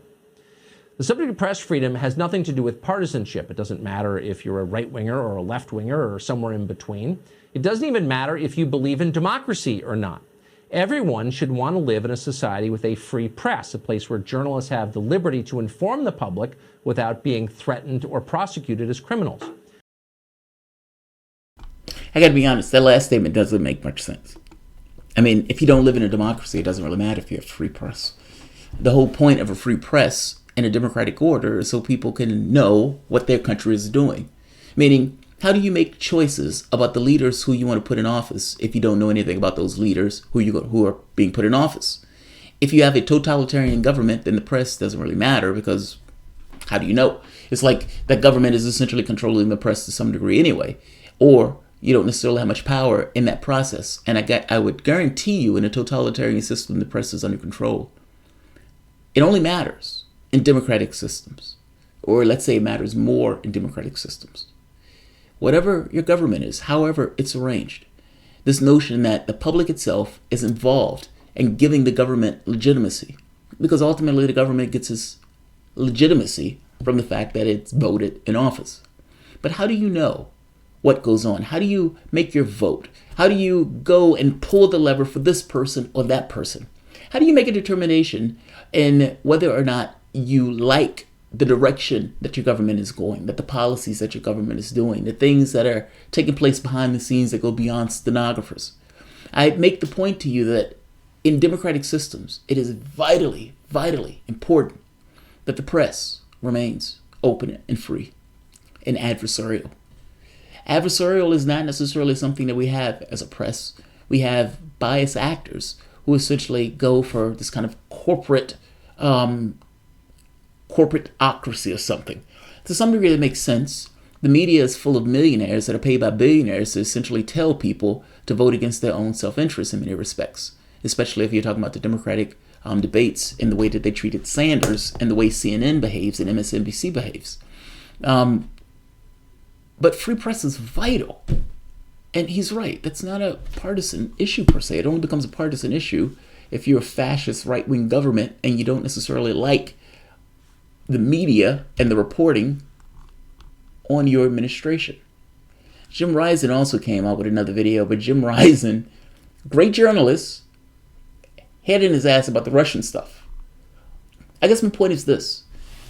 I personally think Glen is in hostile territory, seeing that he doesn't have the protections of the First Amendment. By the same token, he believes that Brazil does have enough protections where he can be there, I guess, relatively safely. That's assuming that everything is done above board and under law. And I gotta be honest, that is not necessarily something that I have a huge amount of faith in, considering the threats that have been put towards Glen's family and other people, other activists in Brazil, even as recent, that have been killed. I mean, I'm not trying to be hyperbolic, so don't misunderstand me. This woman that's on Glen's was a labor leader, killed. She was killed. And it's hard to know whether there was political violence or not. Look, my point is, I want Glen to be careful. That's all. And so, if you're asking me what's going on, that's kind of a well-rounded idea of what's taking place right now in regards to Glen Greenwald and Brazil. So, I wanted to do that story anyway, so I'm glad. Shout out to my patron for Alexis Alexanderson for giving it to me. All right, I like this one. So this is Benjamin Buckley. Assuming Democrats win the House in 2020, will they have no choice but to stack the Supreme Court to ensure survival of the progressive legislation such as Medicare for All, the wealth tax, or an assault on a weapons ban? I love this. The Supreme Court. Now, I've argued that the Supreme Court needs to be taken as a political factor. What that means is pretending as if the Supreme Court is this impartial arbiter of events. It's nonsense. I don't even know why people pretend that. I mean, if that was true, you wouldn't have so much fighting and the arguments of, well, you have to win the presidency so you can choose the members of the Supreme Court. Because everybody knows that whether you're Republican or Democrat, you're going to choose somebody who is within your ideological backing. It has less to do with the law, it has more to do with putting people on the bench that would kill your opponent's ideas, but allow yours to sail through. That's what the Supreme Court is. The Supreme Court needs to be taken for that and attacked as such. I don't think you can get away with packing the court. I mean, FDR, the term packing the court comes from FDR. When FDR legislation when he was pushing through the New Deal, it kept getting shot down. So FDR went with this idea of packing the court. He was going to put more members on the court. His thought was, there's nothing to say, I can't add people to the court. Now, people freaked out over this, in which case we backed down. But Sanders said something that was interesting. It said something that was different than packing the court. He said, there's nothing to say that the judges can't be rotated. And everybody's mouth in the debate hall dropped. Like, what? And I looked at my wife and I was like, what the fuck? And I had never heard that. Have I heard that? Rotating the judges? I don't think I've heard that. But it tells you something. He's thinking about it. He's thinking about it, which he should be thinking about it. Because what he knows is he's going to, whatever he passes, is going to be attacked. And there's a conservative Supreme Court that is going to be looking at all of the legislation that goes through. If Elizabeth Warren passed her wealth tax, that wealth tax would get held up in court and would get dealt with by a conservative Supreme Court. Same thing with Sanders. If Sanders goes through and puts his legislation through, a conservative Supreme Court will look for any and everything that they can use to try to attack the law. Obamacare, for example. The reason why Obamacare went up to 50% just before the election was because Republicans were taking chunks out of the law. And they were taking chunks out of it in a way that caused the cost to go up higher than they would have otherwise spiked. They can then turn around and say, costs on Obamacare went up 50%. I thought you were supposed to be dealing with healthcare, man. And then Mitch McConnell can even turn around in a show of hypocrisy that is breathtaking, say, your healthcare plan doesn't even cover everybody. McConnell actually said that. Obamacare doesn't even cover everybody. He was saying that as an attack on Obamacare, as if he was going to put something through that did. That's a stunt. Like, the stuff that these guys say is amazing. The stuff they say is amazing. But they're not going to be able to pack the court. But the rotating of Supreme Court thing is interesting. If the Democrats get the House, the Senate, Supreme Court, which, by the way, I mean, a House and a Senate and the presidency, which is what they would need to affect their will in regards to Medicare for all. And by the way, that's not an impossible thing. I mean, Trump's polling is looking a little weird, especially in the dislikes. If Sanders wins, most likely Democrats take the House and the Senate. If Trump wins, most likely Republicans take the House and the Senate. It's for all the marbles. In real terms. When Republicans took the House the first time around, my thought was they look weak even though they have it all. That's not going to be true this time.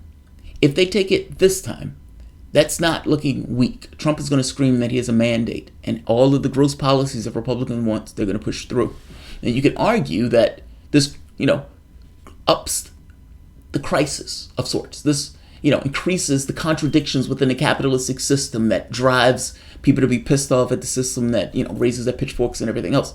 By the same token, that's also pain.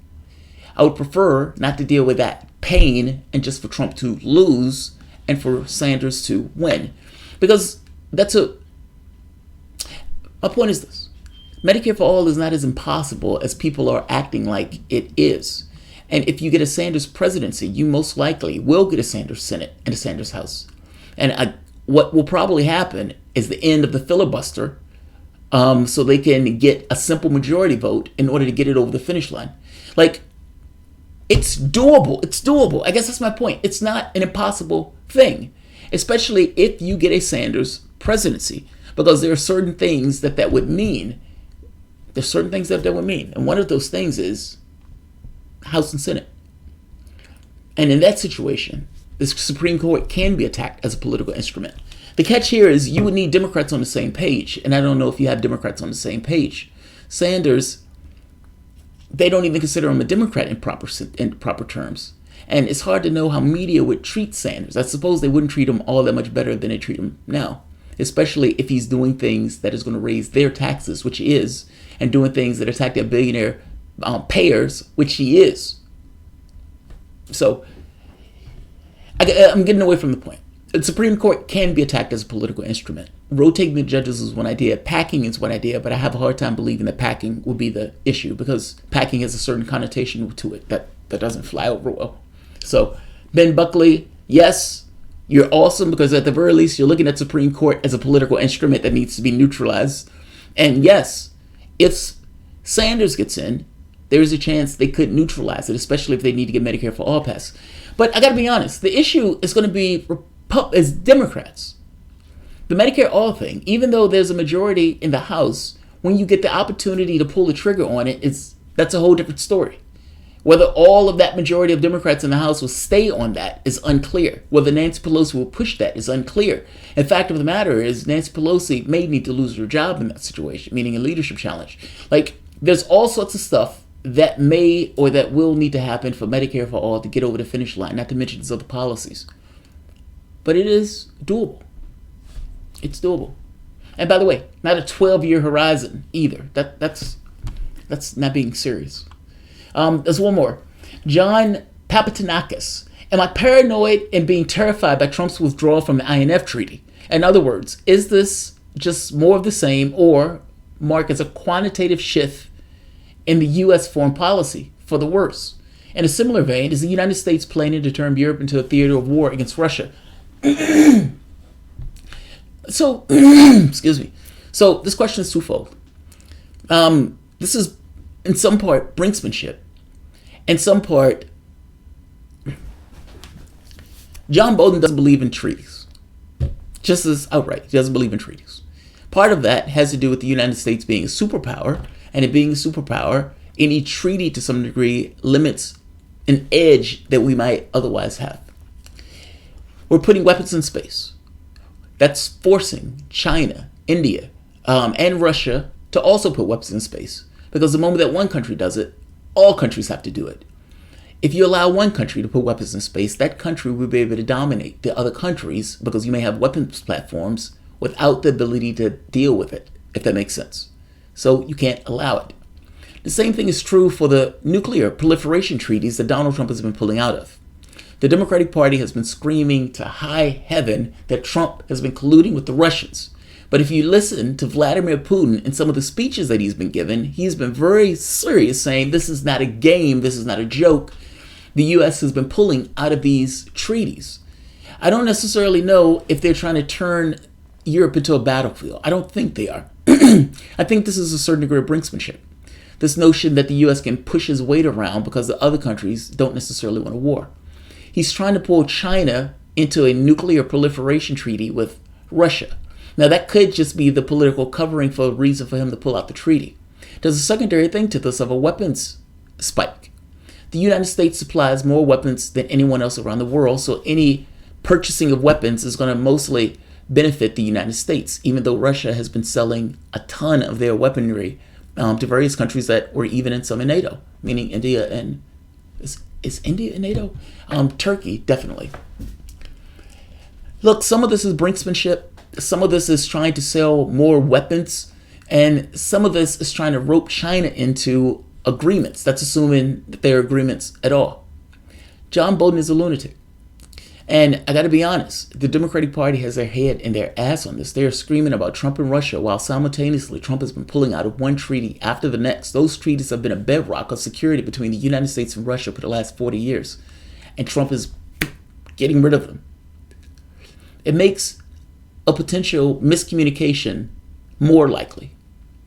It will cause a weapons race, meaning the United States is going to start building weapons. Russia is going to start building weapons. And that start, I would wager to you that they're pulling out of this because they've already started, meaning the weapons race is most likely already on.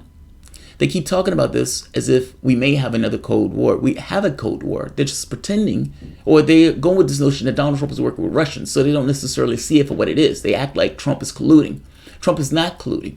You should want Trump to be working with the Russians in order to bring down the tensions, because right now, this is bad. This is extraordinarily bad.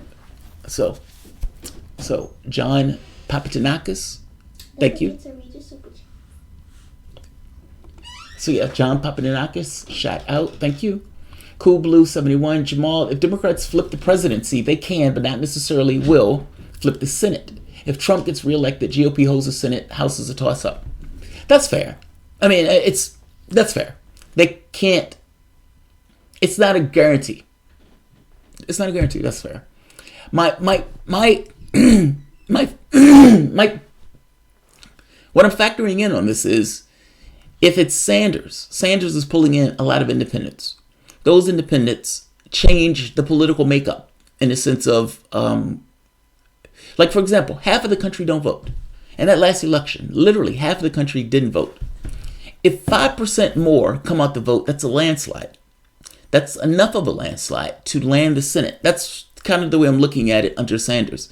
Under Joe Biden, I have no idea. Because I don't necessarily know how that would match up as it goes through. Because Joe Biden is running on electability, but electability is fickle, and electability in compared to who? Trump. Meaning you're talking about just his main quality is that they believe he can run against Trump. But that's just a belief that he can run against Trump. That's not necessarily a vision of the country. That's not putting forth what you want to do. That's not even putting forth a policy thing per se. That's just we think he can win. That's a fickle perspective. So I feel you. But just under Sanders, assuming a Sanders for the moment, I think he pulls independents, and I think he pulls those in a way that ups the amount of people who are coming to the polls because they have a reason to come to the polls. Under that scenario, yeah, I think he can flip the Senate. I honestly do. Bob Ramirez, the California early voting skews things before the Iowa. Yes, Bob. And they changed that because that wasn't that way before. Yeah, because California was at the end at one point.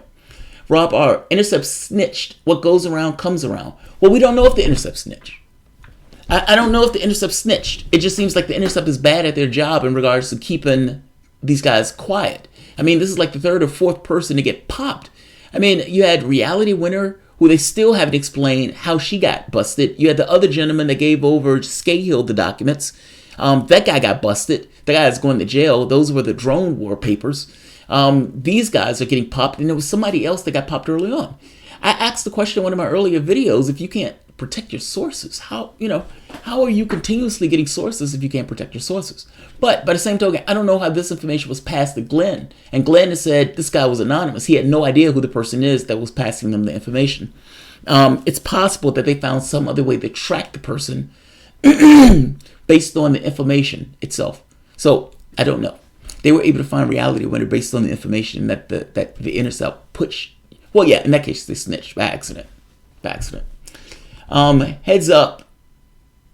Relocal Digital is in Brazil. Locate Il Digital is in Brazil. Okay. Rob R. No sympathy for Glenn. The predicament he finds himself in is just like WikiLeaks. He threw Julian Assange under the bus, and now I'm sure he's begging for help too. When did he throw Julian Assange under the bus? I know the WikiLeaks thing stopped taking, and Glenn never explained why. Like, stopped taking some kind of payment thing or something. I remember this. I remember doing a story on this, and he never explained it. But that's not him throwing Assange under the bus. I don't remember him doing that. I don't have, remind me of that. I don't have a recollection of that.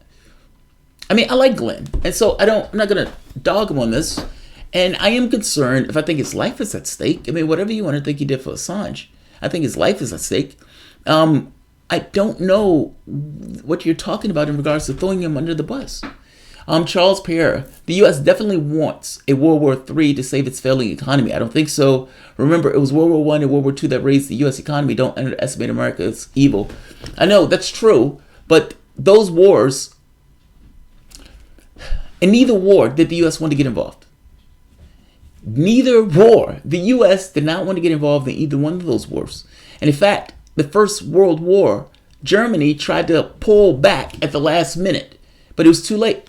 At one point, the Kaiser was like, we're not going to have a war, we're not going to have a war. But at that point, the shots had already been fired. The war had already started. So him pulling back the blank check, it was too late. That decimated Europe. The U.S. industry was able to take advantage of Europe being decimated. That's true. But this is a war not with Europe being decimated. This is a war where the U.S. is on a chopping block. And in a nuclear war, we're not talking about America's being able to get its industry and everything else up. We're talking about America being decimated. We have no experience of being in a situation where there is war on our soil in our lifetime. God, man, I understand that some of these people are evil, but I think it's more along the lines of brinksmanship and trying to be able to force their way and impose their will. I think the problem comes kind of just like the countries, World War I and World War II, where they believe and they they underestimate the reaction of other countries. And I think that's potentially true here. I don't necessarily think it's we want a war. I think it's we want to get our fledgling industries up and we want to increase the amount of money that is going to our weapons manufacturers because at the very least, those are jobs. Keep in mind, if you're going to do anything about the military and anything about the spending on weapons and everything else, a large segment of our economy is weapons. We're the number one manufacturers in the world, weapons manufacturers of the world. So this notion that you're going to cut back on that, half of the jobs or half of the money that we spend on military are jobs. It's a jobs plan. If you pull back on that, you're cutting on jobs also, meaning those jobs have to be replaced by something. If they're that hideously evil, where they're planning a World War III and actively pursuing one, that's tremendous. And that is not going to work out in a favorable way. I suspect it's more brinksmanship. I strongly suspect it's brinksmanship. But look, whether it's planning or brinksmanship is almost irrelevant. Just like in World War I, those countries stumble. Do you realize our world is literally shaped by what took place in World War I? Without World War I, there's no there's no Lenin, there's no Russian Revolution. There is no, the map of Europe looks different. Whether the Austrian-Hungarian Empire still survives or not is unclear, but our world is literally shaped by that war. There's no Adolf Hitler, there's no America doesn't become a superpower in this regard. It's extraordinary how we're still dealing with the repercussions of that war. Not to mention the things that people were doing in those wars. It's utterly devastating. Utterly devastating. Yeah, I don't believe I think it's brinksmanship. But whether it's brinksmanship or not, the key word in that is brink. And these guys, I think they believe that the others will back down. And that's not what's happening. This is no longer a unipolar world. And if the people in this country are acting on the premise that it is, yes, that will land you into a conflict. The trade war with China, even that is problematic. Even that is problematic. So yeah, I feel you, man. But hopefully that's not what's taking place. Darian and Levy, what would happen when Sanders is cheated again? If Sanders get cheated again, Democrats will lose. Medicare, Medicaid are on the chopping block. Republicans hold the Senate. They may take the House. If they take the House, everything that the left held dear is on the chopping block. And by the way, if they cheat Sanders again, they should lose. If they cheat Sanders again, they should lose. And I will be on this channel screaming for them to lose. I don't care who's on the other side. The problem here is that the democratic process matters more. If you have a system where your candidate is being cheated in a process that is supposed to be fair, then that is literally usurping democracy itself. There's no way to co-sign that. Whatever you want to think of Trump, he's running in the race on the Republican side. They didn't cheat him. If they cheat Sanders again, they lose.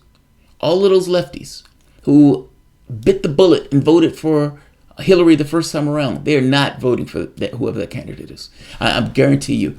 If they cheat him, and they cheat him in a way where people are kind of like the first time around, like this is clearly, they're cheating this guy, they lose. I don't see any path of victory in that scenario. So, just saying, nomination for Joe Biden equal re-election of Trump. Maybe. Maybe Cool Blue. Maybe. Cool Blue 71. 2020 Senate Democrats need a net gain of +4 to reach. They may lose Alabama, but counterflip Colorado, Maine with Arizona, North Carolina, and Georgia. Well, I guess my point is, Cool Blue, and I think you're making my point a little bit better. There's a pathway. Like, if they put in Sanders, there's a pathway to get the Senate. And if they get the Senate, oh boy. Like, if they get the Senate, look, I've argued that for the first time in my lifetime, there's a pathway for a better world. And that pathway for the better world involves a president who's an activist president, who's not just staying in the White House, but he's also organizing support all throughout the United States. The Ralph Nader plan. Listen to Ralph Nader when Ralph Nader is talking about political power. You have a president that's organizing that political power to change the country.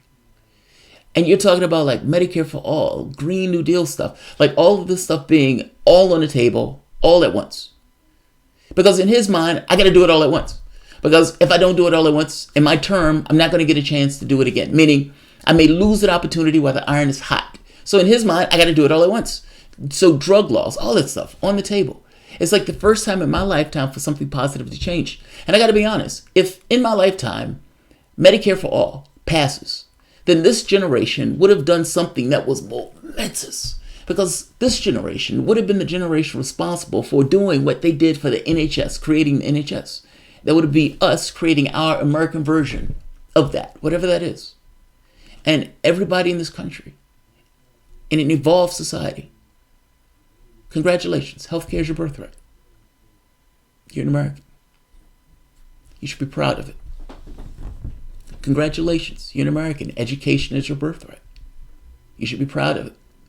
We want you to get the fullest education possible because that education allows you to go into our society and use that to make our society a better place. We don't want to put tons, $50,000 of debt on your back because that suppresses our society.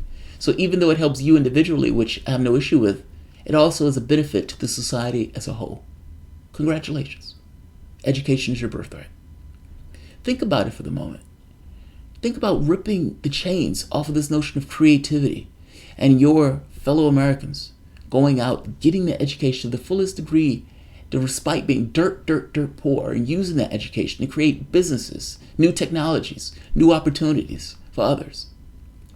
Allowing school to be free rips off chains on your society to some degree, as opposed to having money or the ability to get an education being like $50,000 limits the number of people who are going to try to excel. I'm saying just by a probability's sake, the moment that you say you have free college, you're going to have a ton of people who are going to those free colleges, and you have a higher probability of more people coming out using those degrees for positive of the society itself. It is a benefit to us for as many people to go to school as possible, and we should have those schools to be open.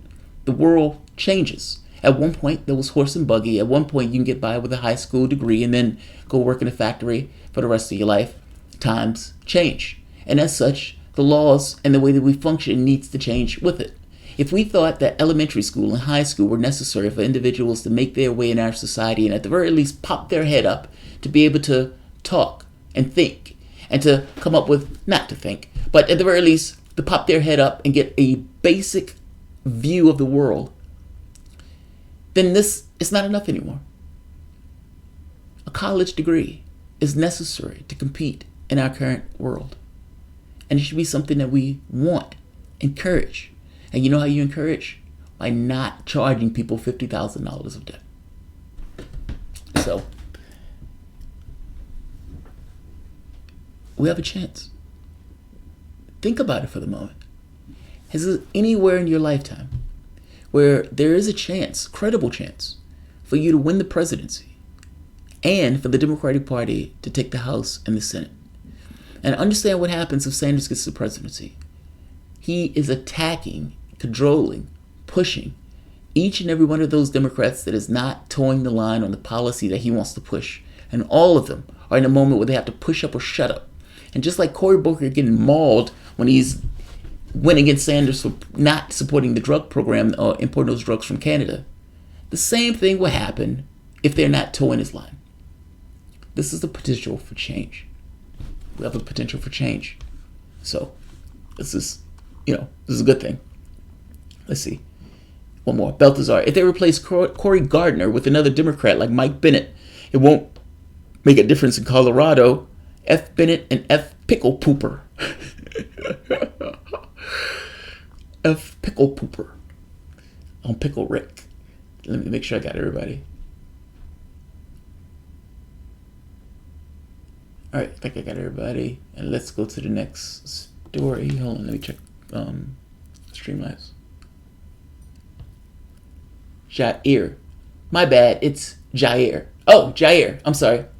Jair is pronounced Jair, and they speak Portuguese in Brazil, not Spanish.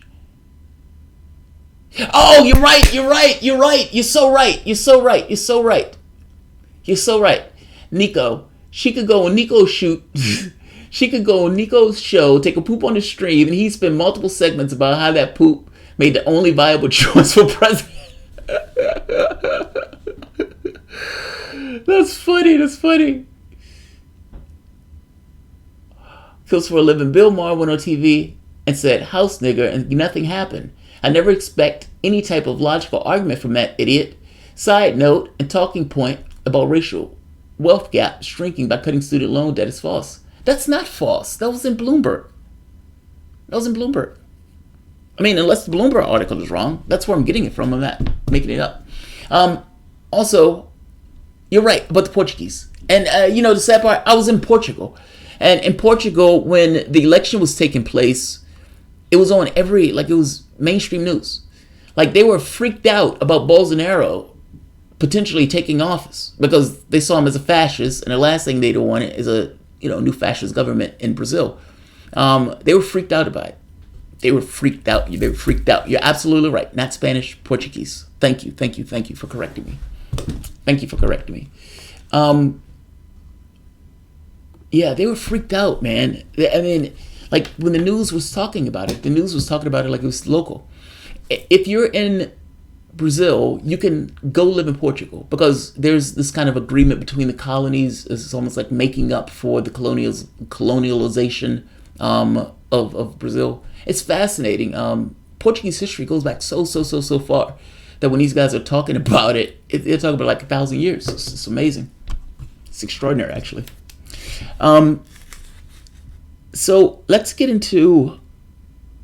All right, so there were 2 shootings over the weekend. I'm not going to go too far into it because, this is more of a mainstream media thing. But I'm always saddened about the way we talk about this stuff. If I'm being honest, I've become somewhat hardened towards the shooting because I feel like the country doesn't care. If the country cared, the country would do something. We've had shootings back to back. It's an American pastime at this point. It doesn't happen anywhere else in the world. It happens here. And you would think that the country would lift the society up for a moment, the culture, and say, what in our culture is propagating this to take place? It's an act of terrorism. Call it what it is.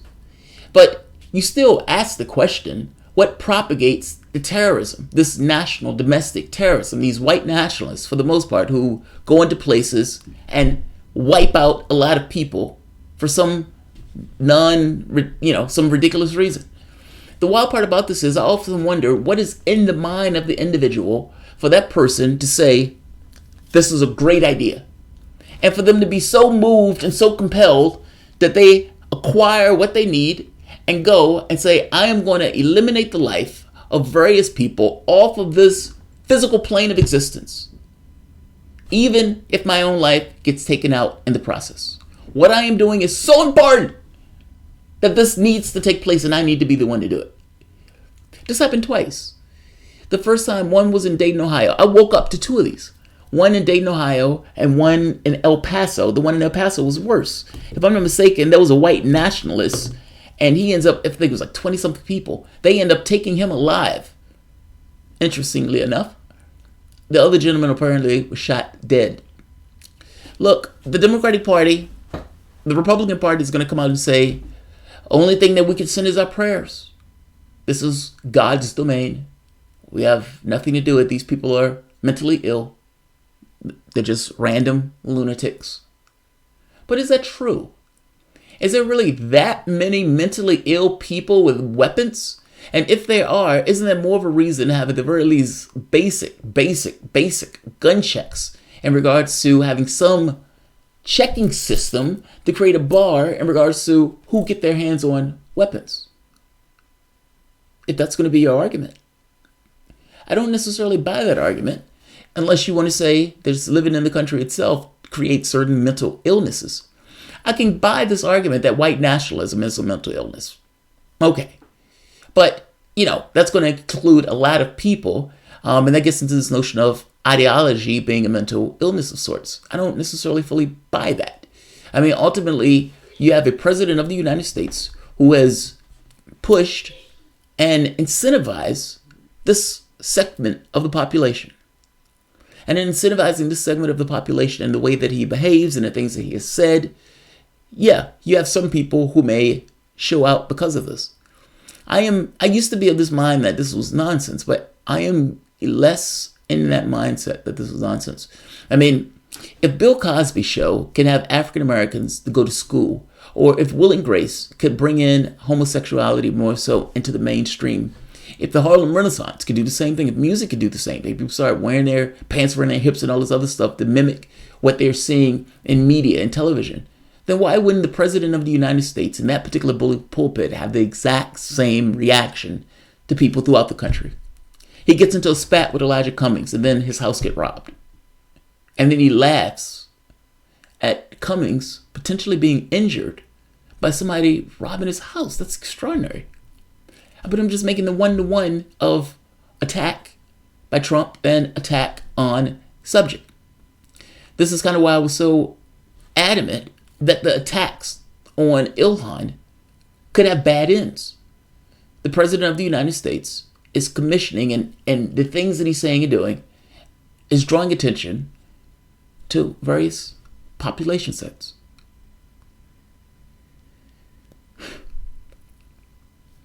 You can go and have weapons checks if you want, meaning the list or whatever these guys are trying to have. But there's a larger question, man, that needs to be had. And that question deals with issues of poverty, issues of class, issues of why individuals would do something like this. What is the thing that propagates an individual to take a gun and feel like they need to go out and kill various people? Sometimes these people are isolated within groups in and of themselves. Sometimes they get into their own little cliques that are antisocial. And sometimes they're just brutally racist. And it being brutally racist, have this kind of warped ideology of the world. If this was a Muslim, Donald Trump would have called a red alert, and he would have said, terrorists are attacking our country. I would say he's half right. Terrorists are attacking our country. It's just so happened they're not Muslim. Call it what it is. You should call it what it is. But it needs to go beyond just this notion of we need to have checks. Your issue is deeper, man.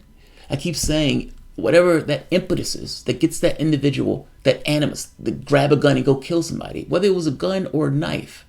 You might kill less people, but there's still a question to be had of what is the thing in the individual that gets them to do that in the first place. And why is your society producing time bombs that are doing this? Those questions are never touched. The only thing that's really ever touched on this front is We need to have, sensible gun regulation. We need to have sensible gun regulation. We have a problem in this country. 15 dead in one, 9 dead in the other. Less than 24 hours. We have a problem in this country. It goes beyond just getting sensible gun regulation. It goes into the heart of what is wrong with your society that is producing these outcomes. Even the opioid abuse, even that's a symptom of this notion of the suicides, the deaths of people who are, the death rate going down for certain segments of the population. All of these things are indications that there is a problem in the society itself. And I would argue that this boils down to issues of class. It boils down to class. At least I think so. I mean, look, I know this is, to some degree, it starts on race, but that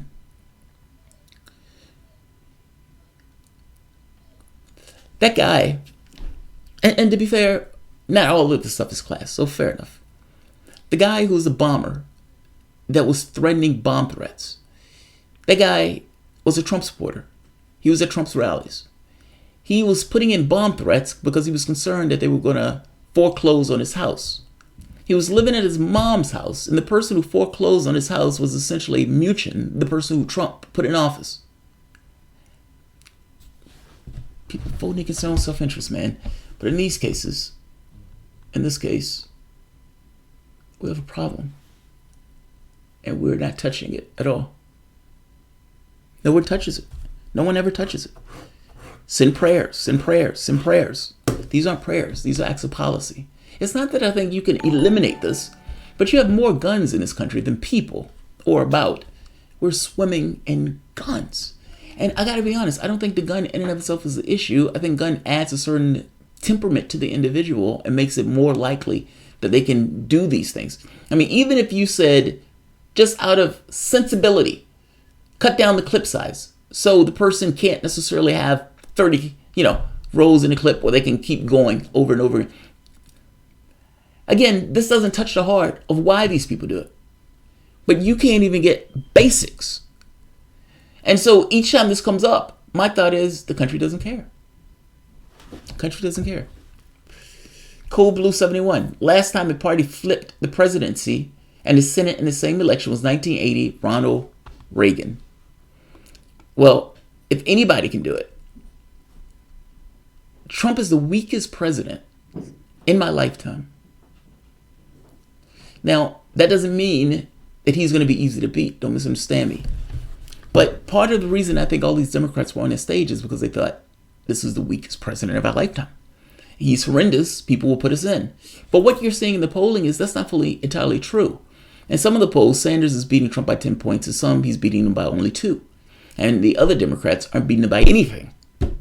He's not going to be easy to beat. Pata Astrion. Because life sucks to many folks for so long, those negative thoughts escalate. Yes, it affects everything else and people don't care. Yes, yes, yes. Think about it for the moment. Think about it.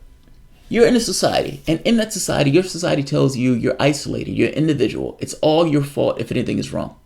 And within the context of that, those feelings harden. You get this kind of isolation between the individual and the society itself, with this notion that the society abandoned them. This is kind of the argument that Chris Hedges makes in his book. It's the last book that he wrote. I can't think of the name of it off the top of my head. But that's his argument. That's literally his argument.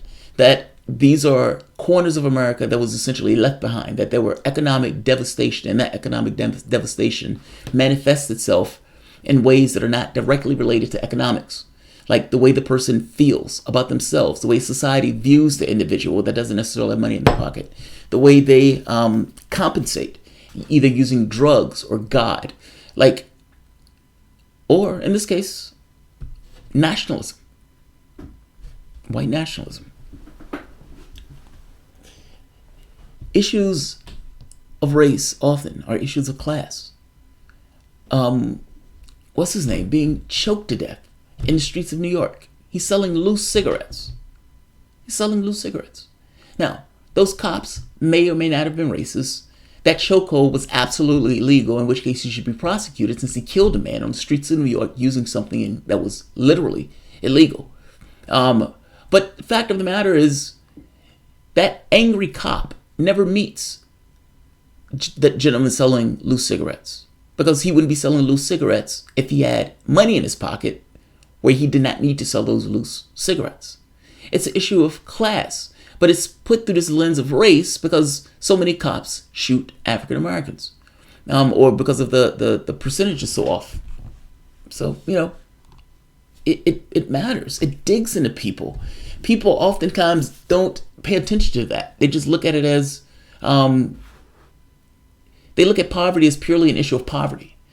And poverty is an issue not just of poverty, but also of human psychology. So, yeah. Pat ass string on, right on. Right on. Nailed it. Okay, this Greenwald did that one. Brilliant President did that one. So I want to do UFO one. I would call it a 420, but I don't have any bud, so it's a 420 in spirit. But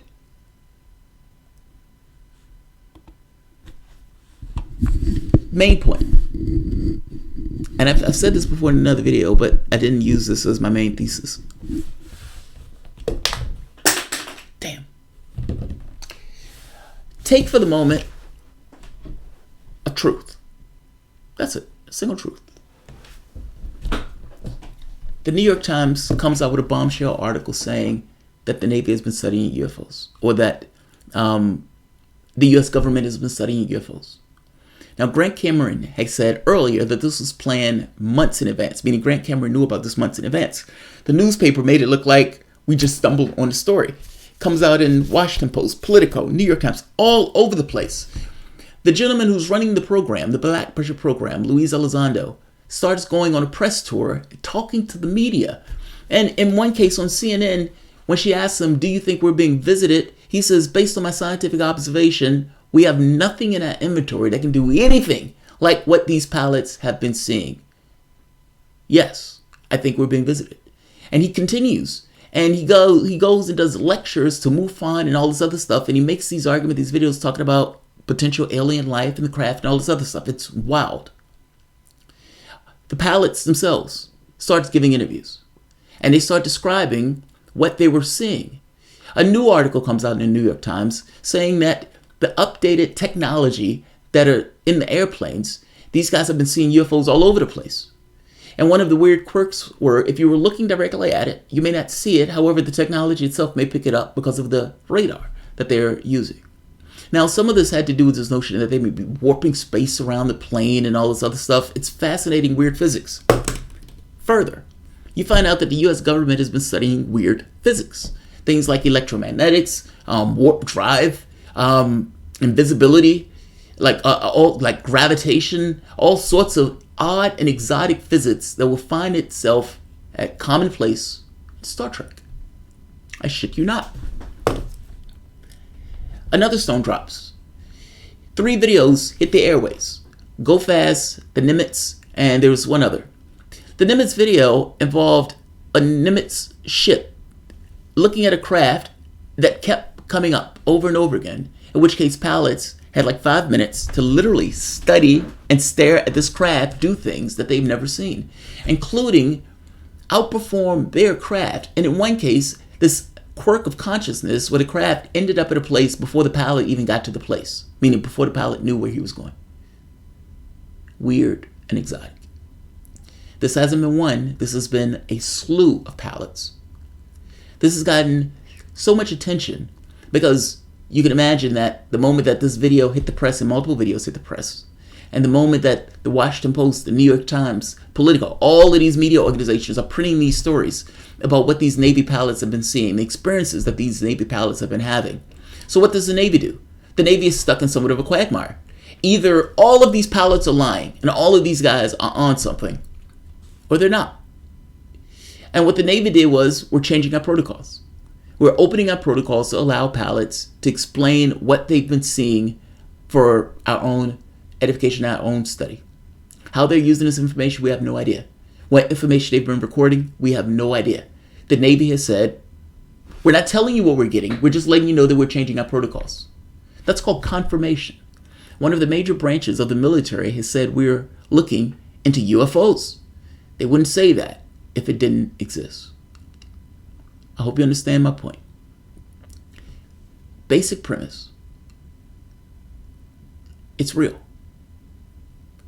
That's not the conspiracy theory. The conspiracy theory is that it's made up. But start off with the basic premise that these pilots, with an S, the people who've been talking to the press, the Navy itself, that there is in fact something that they are observing, something that they're seeing, something that they're interacting with that is far beyond our own craft in regards to the abilities of our own technology. That's my basic point. Now, the skeptics need to challenge that point. And I gotta be honest, I don't think there's a challenge to that point. The skeptical perspective is, yes, they're seeing something, but there's no way to say that that's a UFO. Fair enough. But what does that mean, though? If you accept my first premise, that the pilots are seeing something.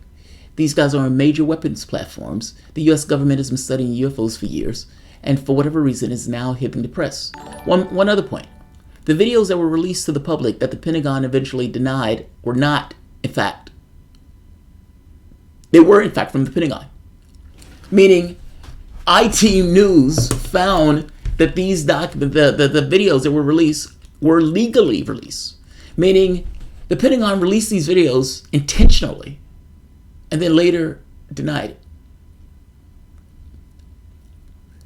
Accept my original premise. They're seeing something.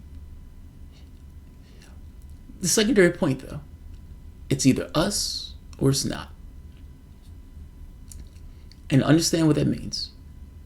It's either us or it is not us. And both of those are extraordinary.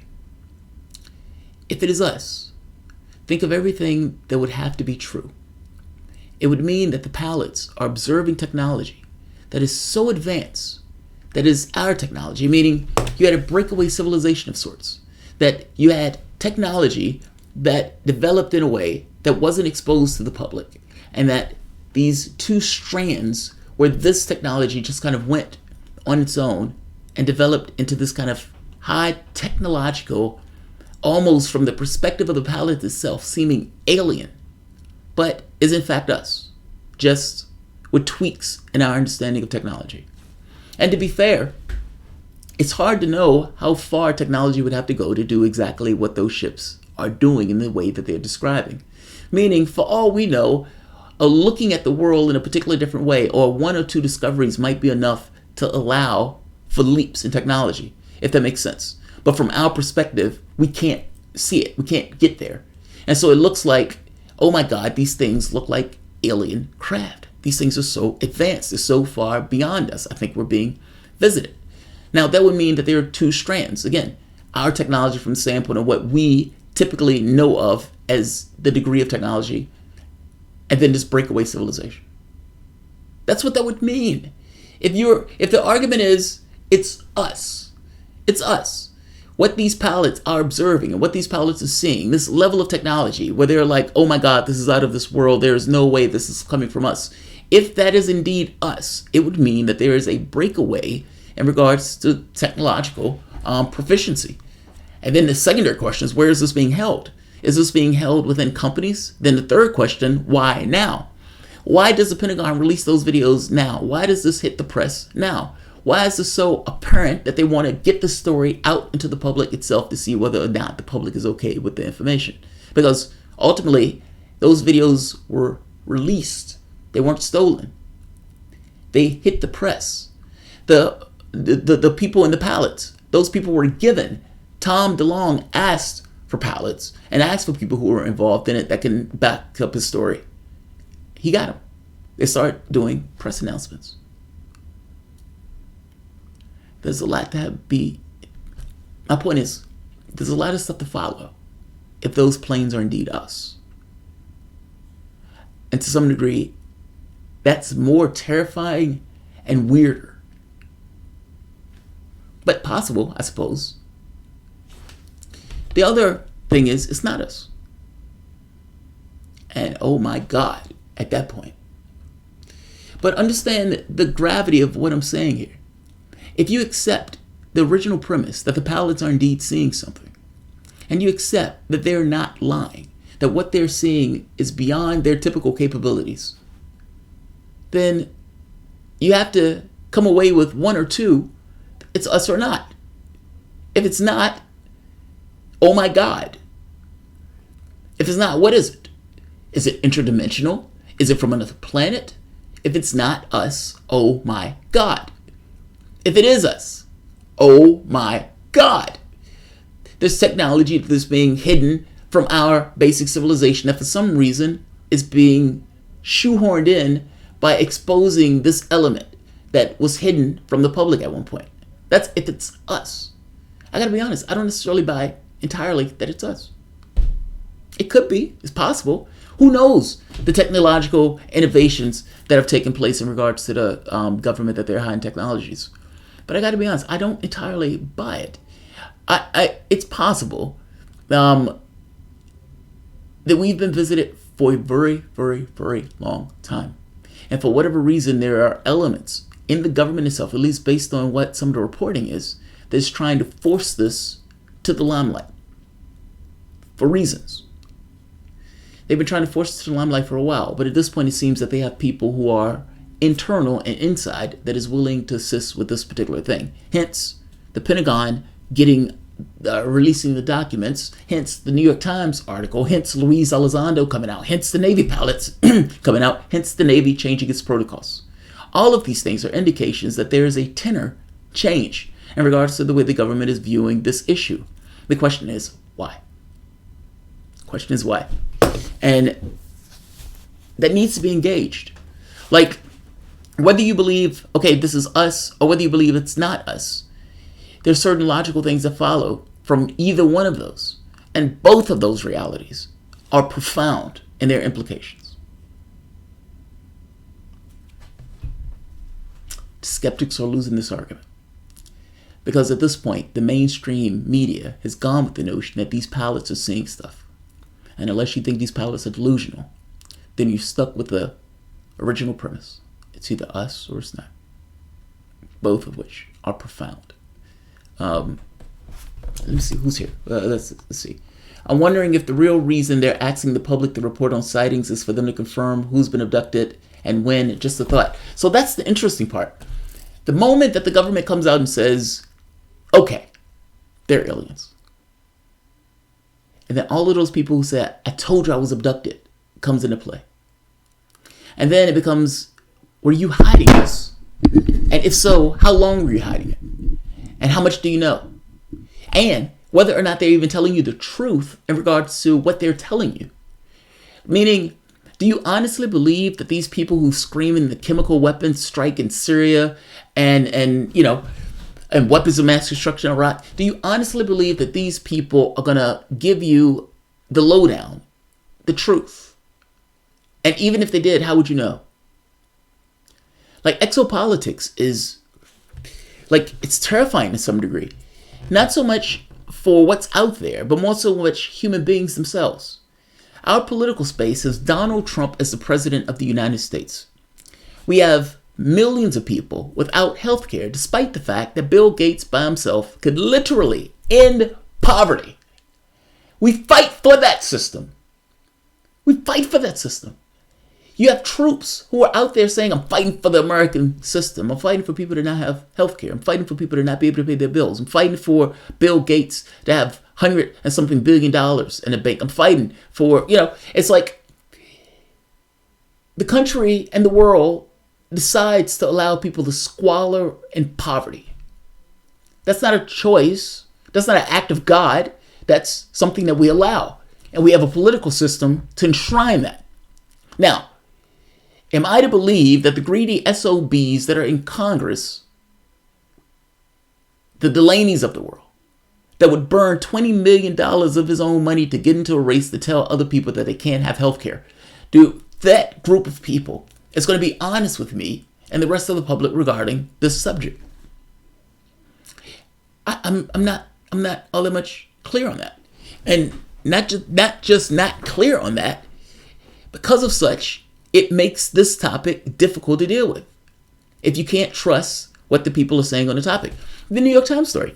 Like I said, Grant Cameron had that story months in advance before that even came out in the Times. Meaning, what they're reporting on it is,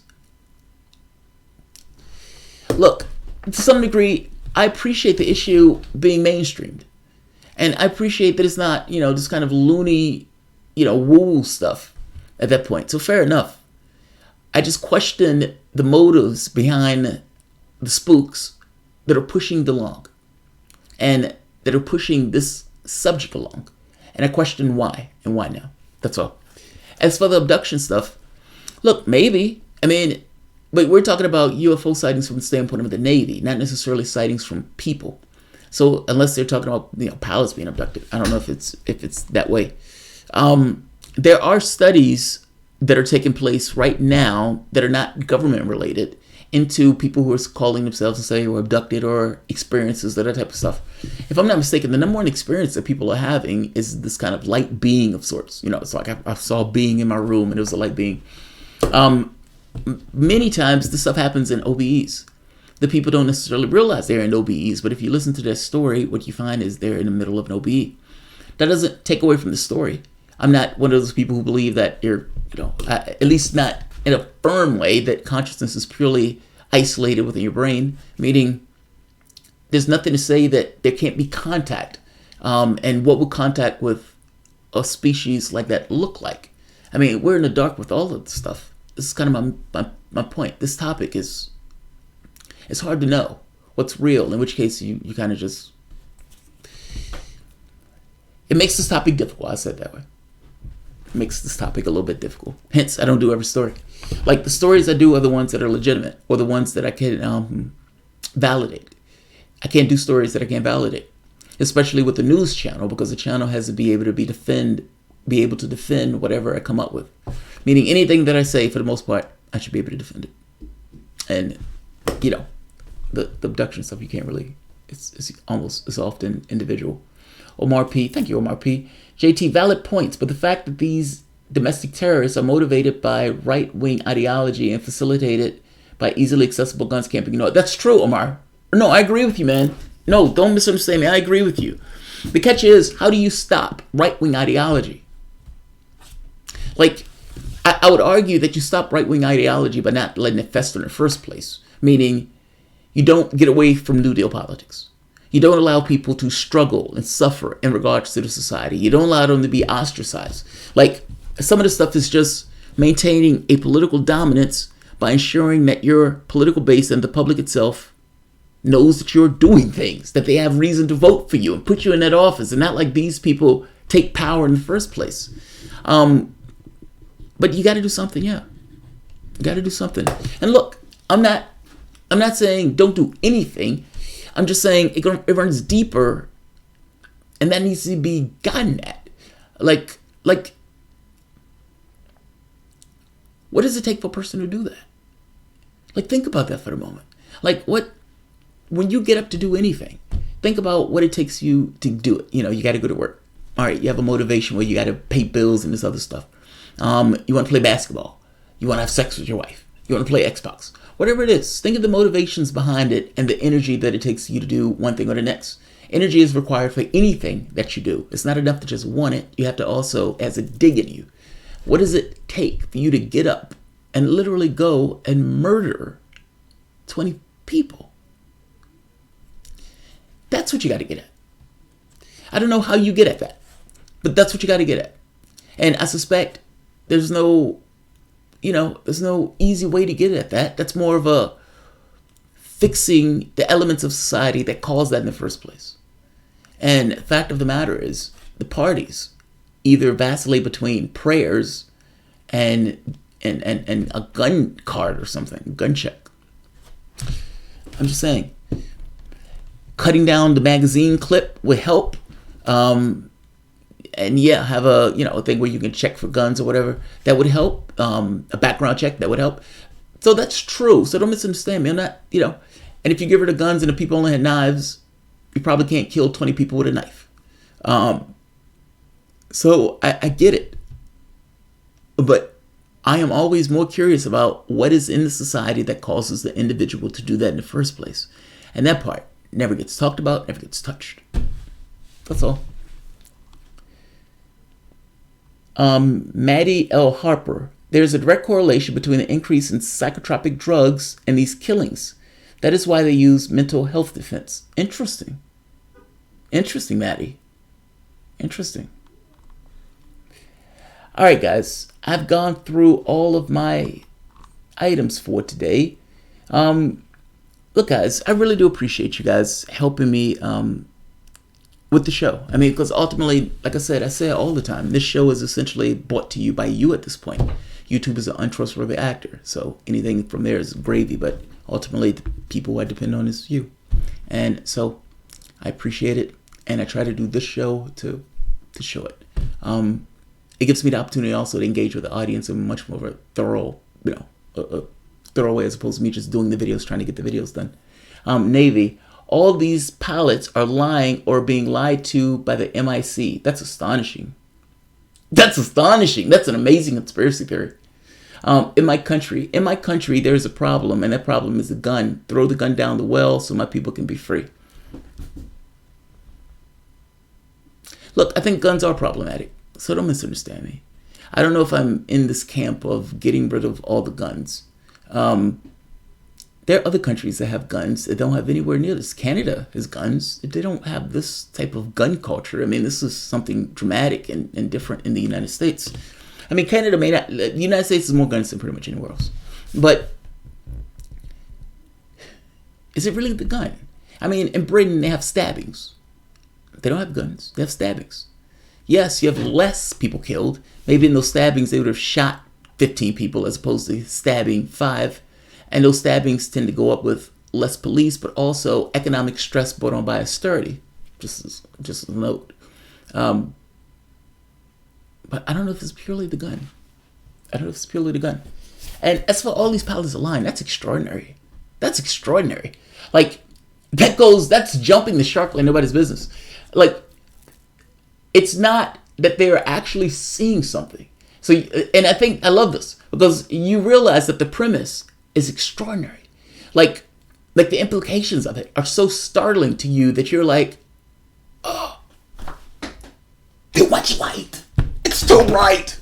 It's too bright. It's too bright. It's too bright. It may be bright. It doesn't necessarily mean the light isn't real. I don't think the pilots are lying. I think that is a massive conspiracy theory. If you're saying that the pilots are lying, and I gotta be honest, that jumps the shark beyond even aliens. Like, we are ball hurling through space. It amazes me that people are always blown away by this particular topic. There's been a lot of propaganda over the course of their lifetime. So from a cultural standpoint, they've absorbed all sorts of stuff that they may not necessarily get. However, pilots aren't lying. And because the pilots aren't lying, I suspect that you get the gravity of my 2 points. It's either real or it's not. Meaning the pilots are either us or it's not. There are no other scenarios. It's either us or it's not. And both of those are profound. And I suspect that the reason why you say the pilots are lying is because you get the reality and the profundity of what I'm saying. Just saying. Just saying. All right, guys. I'm going to end this. I really do appreciate it. Wow, I had a really crowd today. 300 people are here. Guns make... Damn, where is it? I was trying to read some of the audience. Rocky Righty Git means Alex Jones types not blacks being blocked from eating dinner. I'm amazed at your comment. What? Mark P. Alternative theory. UFOs are like Tulsi's pimple, only exist in targeted software. But the problem of it is, it's not just in the software. People have been seeing these for decades before the software existed. I hope you understand what I mean. Like, there's nothing wrong with the software. It's not a glitch. The pallets and the craft were spotted by the Nimitz. It just, I don't know, man. It's extraordinary to take the perspective of what you're saying. You're right. If those pilots are indeed seeing what they are seeing, and if everybody in this process is being right in the sense of, yeah, these pilots are seeing things. Again, not just with the software. It's not just with the software. Like, I hope you understand that. When they had the software upgrade, then the New York Times article comes out, they're saying many of the pilots, but many of the things that people were saying weren't just software. I hope you understand. Many pilots were seeing things without that software. In fact, what's his name? The one who was going on the various television shows to talk about it. That wasn't software. Luis Elizondo. That wasn't software. So it's not just software. I understand that you might want to jump on the software thing as being to some way to come back from the light. Too bright! The light is so bright! I get that. The light is bright. The light is bright. But we got to be adults. And there are larger issues that we may have to deal with. And recoiling from evidence because you don't necessarily like the implications is not the way to do it. I get the profundity of it either being us or not. I think I'm more terrified with it being us, if I'm being honest. The implications of that are profound if it is. I mean, you're talking about a breakaway civilization in regards to technology and our pilots engaging it in high-tech craft and believing it is so advanced of us and the things that will be required for it to work. A Republican representative sent a letter to the military asking the most sane question in the world. You say you are spotting UFOs. In order for the UFOs to do what you say they're doing, breakthroughs in electromagnetics, quantum mechanics, gravitation, all of these things are necessary. This is a threat, and we need to do something about this threat. Because the moment that you say something is in our airspace, you're going to have right-wing reactionaries say, oh my God, there's something in our airspace. We need to know what this is. What is this? What is this? Are you looking into it? That's essentially this letter. It's sane from the perspective of somebody who's flipping out over something invading our airspace. Rand Paul, other ones, Congress is being briefed. Trump is being briefed. My question would have been, have you been briefed twice? And why did you need to be briefed twice? Were you briefed when you first got into office? Then why was it necessary to brief you again? I would have a slew of questions on this issue, and nobody is really doing it with the exception of Tucker Carlson. Look, it's not just the software, guys. I understand that you may want to lay your head there, but it's not just the software. Not just the software. If the public found out that 99% of the policies passed over the last 40 years had zero to do with the public will, I want to disarm them to protect the oligarchy. Yeah. That's true, by the way. When they're looking at studies over what the public wanted versus the policies that were put forth, you had more of in line with the rich, less with the poor. Meaning the majority of the population had no say-so over the political policies that were passed. The only time that changes is when the public get fully engaged in the process. Say, for example, like a Medicare for All, where it becomes the tip of the spear, where the public at that point wants it. You have a political leader that is willing to arm that particular thing and try to change it. But the overwhelming majority of the time, that's not the case. The overwhelming majority of the things that are passed have nothing to do with public will, with the exception of special interest groups that just have a lot of cash that can spread that cash around. Yeah, you're right. Extreme chucker. You're absolutely right. Protect the oligarchy. All right. I'm dragging ass. So I'm going to end this. I've been watching Miss Thomas all night, making sure she got her antibiotics at 12 o'clock and 5 a.m. or 6 a.m. and making sure she gets her Sudafed every 6 hours on the dot and all that good stuff. So I'm going to end this. Guys, if you enjoy this content, you find yourself coming back to this channel often, like, share. These videos are going to be cut, and you'll be able to see these videos, item by item by item. In case you miss one of the other ones, you might find a topic that you like more than one of the other topics. I got through everything that was on my list. Fucking A. Boeing and Ralph Nader. I just do a different video for that one. Boeing was on CNBC. I'm sorry. Ralph Nader was on CNBC. I love it when people who I really, really admire say things that I've said. I've said that if you ever watch the financial channels, one of the things that quickly becomes apparent is that they live in a warped universe. All of these people are rich. All of these people are rich several times over. And they are completely separate and distinct from the main problems that affect each and every one of us, meaning the majority of the population. So when they look at the world, they don't look at the world in the sense of real world phenomena of people being hurt or not. They look at it in the sense of stock. Is the stock going to do good? Or is the stock going to do bad? Boeing has 2 planes fall out of the sky. The question becomes, oh man, Boeing is going to get hit for this. So Ralph Nader was on CNBC, and Ralph Nader, and I'm going to show the video in the other video. Ralph Nader is going after Boeing, saying that company turned itself from a manufacturing company and an engineering company, I mean a company that invested in learning and speeding forth technological development, into caring more about its stock and more about its upper echelon, its 1%, and doing things to enrich the top ones as opposed to dealing with engineering challenges. Now, the point is, when Airbus came out with its plane, Boeing couldn't compete. And Boeing wanted to compete immediately as opposed to coming out with another better plane. So instead, it made the 737 MAX. And this plane featured essentially the jets in this kind of weird formation or weird location of the plane. It pulled them up further, which changed the aerodynamics of the plane. So Boeing tried to compensate with this using software in order to take control away from the pilot at various moments. Now, the pilots didn't fully know this, and the pilots would end up fighting with the plane itself. In the 2 accidents, the pilots were fighting with the plane stalls, falls out the sky. Boeing and the United States doesn't call it, meaning the aviation authorities for the United States still lets it ride. China comes out and downs the plane, in which case it creates a cascade where the rest of the world downs the plane, last being the United States. Somebody made the point that if it was the US, if it was Airbus, they would have downed that shit after the first crash. So now they're looking into the plane, and they're like, okay, we'll have it done by September, we'll have it done by this one, that month. And they're finding problem after problem after problem.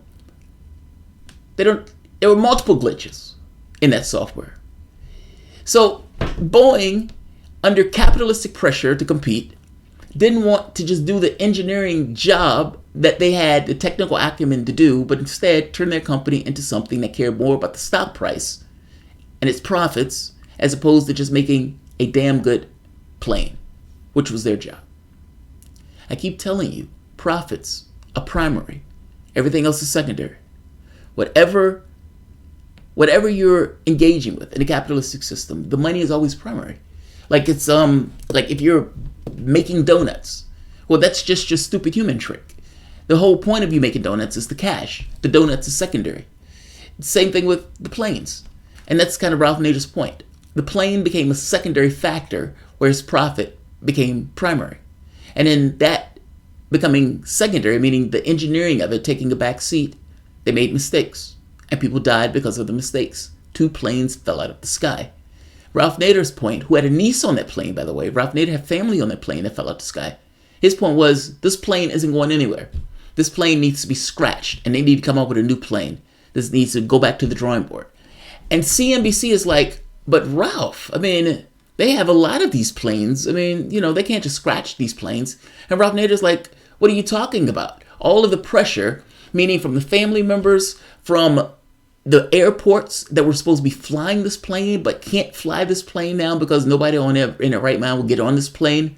You have all of these pressures that are taking place where all of these guys, potential lawsuits that are evolving from Boeing, essentially doing this. CNBC says, but Ralph, they can't just scuttle the plane like that. Because in their mind, Boeing stock would get slaughtered if they did that. Ralph Nader said, you guys are living in a bubble. 2 planes fell out of the sky based on what Boeing was doing.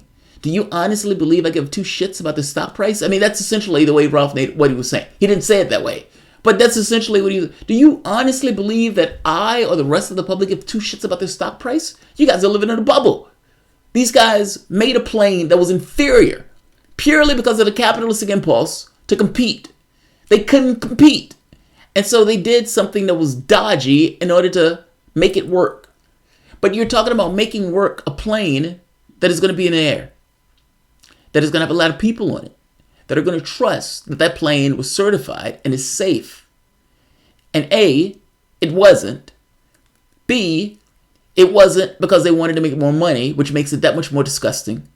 And C, the aviation authority that was supposed to certify that plane didn't certify that plane, allowed them to certify the plane, certify their own plane.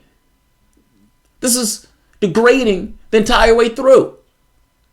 This is utterly astonishing. Ralph Nader's point is you guys are living in a bubble. This has nothing to do about the stock price. You're talking about a plane that's killed multiple people and a company that put that plane in the sky and an aviation authority that didn't certify that plane adequately. And you're talking to me about their stock price. Yeah, they are living in a bubble, Ralph.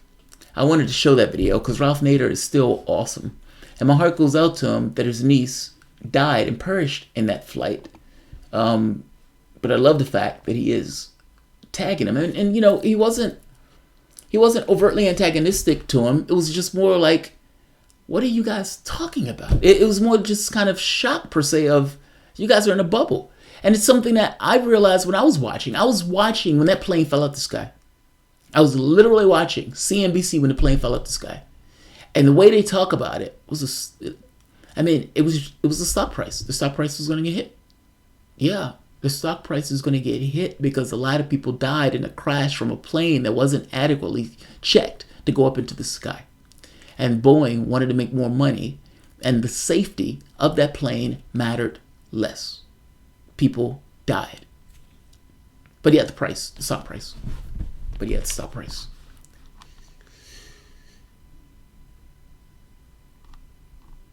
All right. I'm going to end this. Guys, thank you all. Probably true. If you watch TYT, you probably think impeachment is imminent. Impeachment is not going to happen. Impeachment is not going to happen. Yeah, impeachment is not going to happen. I mean, look. What are they impeaching him on? Being racist? They knew that before he took office. On tweets?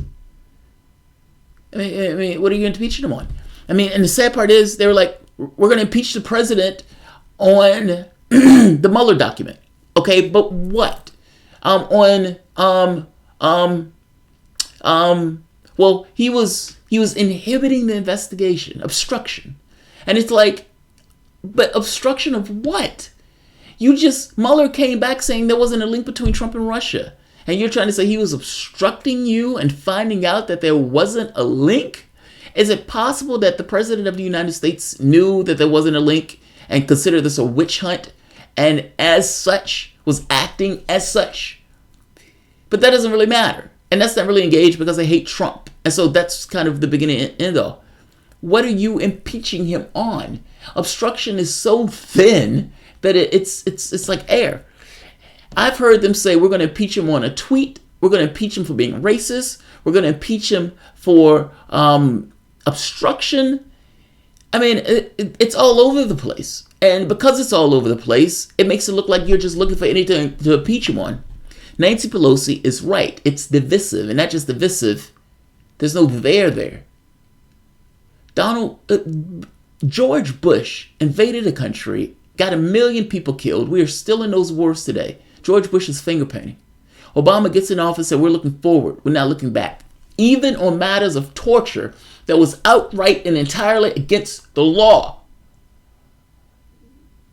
Looking forward. We're not looking back. George Bush is responsible. Mass murder. War criminal. But Trump. Those weak, spineless Democrats didn't have the balls to go after an actual war criminal. But Trump. Now, how am I supposed to engage this? Am I really supposed to give this any legitimacy to it? And am I really supposed to get behind Democrats as much as I dislike Trump and something that I consider to be trumped up? And by the way, could be used against Democratic rivals. Also, if you go this route. This will be extraordinarily divisive. And Nancy Pelosi, whatever you want to think of her, is right for not allowing this. I don't care how many Democrats are on board for it. Nancy Pelosi is the one that has her neck on the line for it. And Nancy Pelosi is right to stay out of this. I got to be honest. as atrocious as Donald Trump has been, if you need impeachment as this kind of end around of just beating him at the ballot box, then there's something wrong. Then there's something wrong with you. Donald Trump ran saying everybody was going to have big, beautiful healthcare, then turn around and try to steal healthcare. Now, you can't make that an issue at all, which is astonishing, seeing as you have some elements of the party talking about Medicare for all. That seems like an amazing tip of the spear. You have this other issue of education. Now, this is another difference between Trump and, you could say, a Sanders type Democrat or a Warren type Democrat. You go further with that. I mean, I guess my point is, the things that Donald Trump said when Donald Trump got in office, one after another was a lie. Donald Trump said he wasn't going to lower his taxes. Donald Trump outright lied. Donald Trump gave a tax cut with an overwhelming majority, like 87% with the top 1%. How can you not, at a time where income inequality is what it is and people are doing these gig jobs, not make that a point of contention? Like, it makes the party seem so weak and so spineless that it's using something that the public doesn't care about. Do you realize when they looked at the polling on that, the woman at the polling agency, she says, it's pretty risky giving up something like Medicare for all and going towards impeachment, something that the main public doesn't care about and doesn't buy into. That woman is right. That woman is right. Making this the tip of the spear is foolhardy and wrong-headed. Yeah. On this one, Bob, I do agree with you. Jamal only tells the truth when he prefaces his statements with, I got to be honest. I know, right? That's a force of habit, Luca. That's a force of habit. All right, I'm going to end this. Never thought I would agree with Pelosi. I'm sure my reasons differ from her person, the worm that would be exposed. Lisa Mojica, can of worms. Yeah, that's why. I mean, look, from Pelosi's standpoint, she was around when Bill Clinton got impeached. Bill Clinton left office with 70% approval. They impeached Bill Clinton for a blowjob. Now, nobody ever remembers how that got brought to attention. If I'm not mistaken, it was Whitewater. That eventually, where they were able to kind of just dig until they found something. This is almost like a payback, but it's a weird payback because they're trying to get Trump on a trumped up charge of sorts. Look, if you found something that Trump and you called him dead to rights, I wouldn't necessarily have an issue with that. My issue is more so Trump and Russia. People don't necessarily care about the reality of it. Mueller clears him, and despite being cleared, I didn't say exonerated, but not with the original charge of Trump and Russia, they still say, I don't care what the Mueller report says, we're still going to try to get impeachment. And then it changes to, well, he's racist, so let's impeach him for being racist. And then it's, it's like they're all over the place looking for anything to impeach him on. And it becomes like, this is massively divisive and of any sort of politics. It's kind of like chess. Any attack that you do, you don't necessarily want to give up your own footing to make the attack. Unless, that attack is going to be, you're able to go all the way through. Like if I'm lunging at you with my sword and I'm going all in, I better make sure that all in is enough to take you down. Because if it's not, you're going to have repercussions. I'm making the point that them going after him for impeachment is something that is going to divide the country. You're going to have certain lefties that are not going to be for it. You're going to have certain independents that are going to think it's overtly political. The entire Republican Party is going to think it's overtly political. You split the electorate as opposed to uniting the electorate around stuff that they care about, that interests them, that affects their wallet, that affects them, affects their ability to take care of their mom, their grandmother, to take care of their kids, to pay for their house, to get their medication, to go to school without having $50,000 of debt on their backs. I guess I'm making this point that there is a distinct difference in making an argument from a position that says the president has failed to do what the president said he was going to do, which seems to be an extraordinary argument since that argument is dead on true, as opposed to we're going to impeach this president for something. We'll find it as we go along. Yeah, I'm not on board for that at all. I'm not on board for that at all. I'm not on board for that at all. 1,000 times I'm not on board for that. All right, I'm going to end this.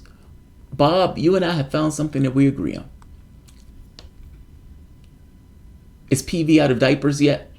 Shannon Sin, I'm not sure. That's a good question. He may just wear them for shits and giggles, to be honest. You never know. Oh well, off to watch more season 4 trailer teasers for The Expanse. Wink, wink. You didn't put the wink, wink in, but I'm going to say wink, wink. Fred Edwards, I can't take care of my grandma. God, Fred, I'm sorry, man. Maybe a GoFundMe. I'm sorry you can't take care of your grandma. I mean, she was one of those people who was looking for where the haberdashers had gone. Okay, that's a bad joke. That's a bad joke, considering you might be telling the truth. Is Epstein Island haunted? You mean by all the people that he molested and that pedophile raped? I don't know. Look, that case, man, that's gonna be an amazing case. Like, I know there are a lot of people sweating bullets right now, especially from this angle that Epstein might have been intelligence. That gets weird. That gets so weird.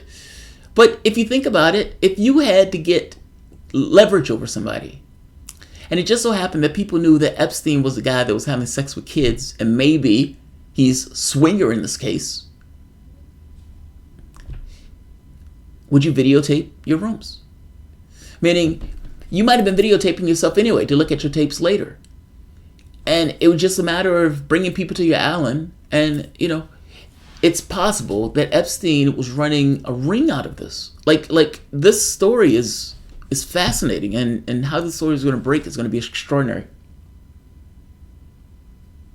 Yo, Jamal, you have to walk dark on Netflix. I keep passing that show on Netflix. I'll check it out. I keep passing it. I never click on the button. Anyone says that Bezos is a good guy is either clueless or corrupt.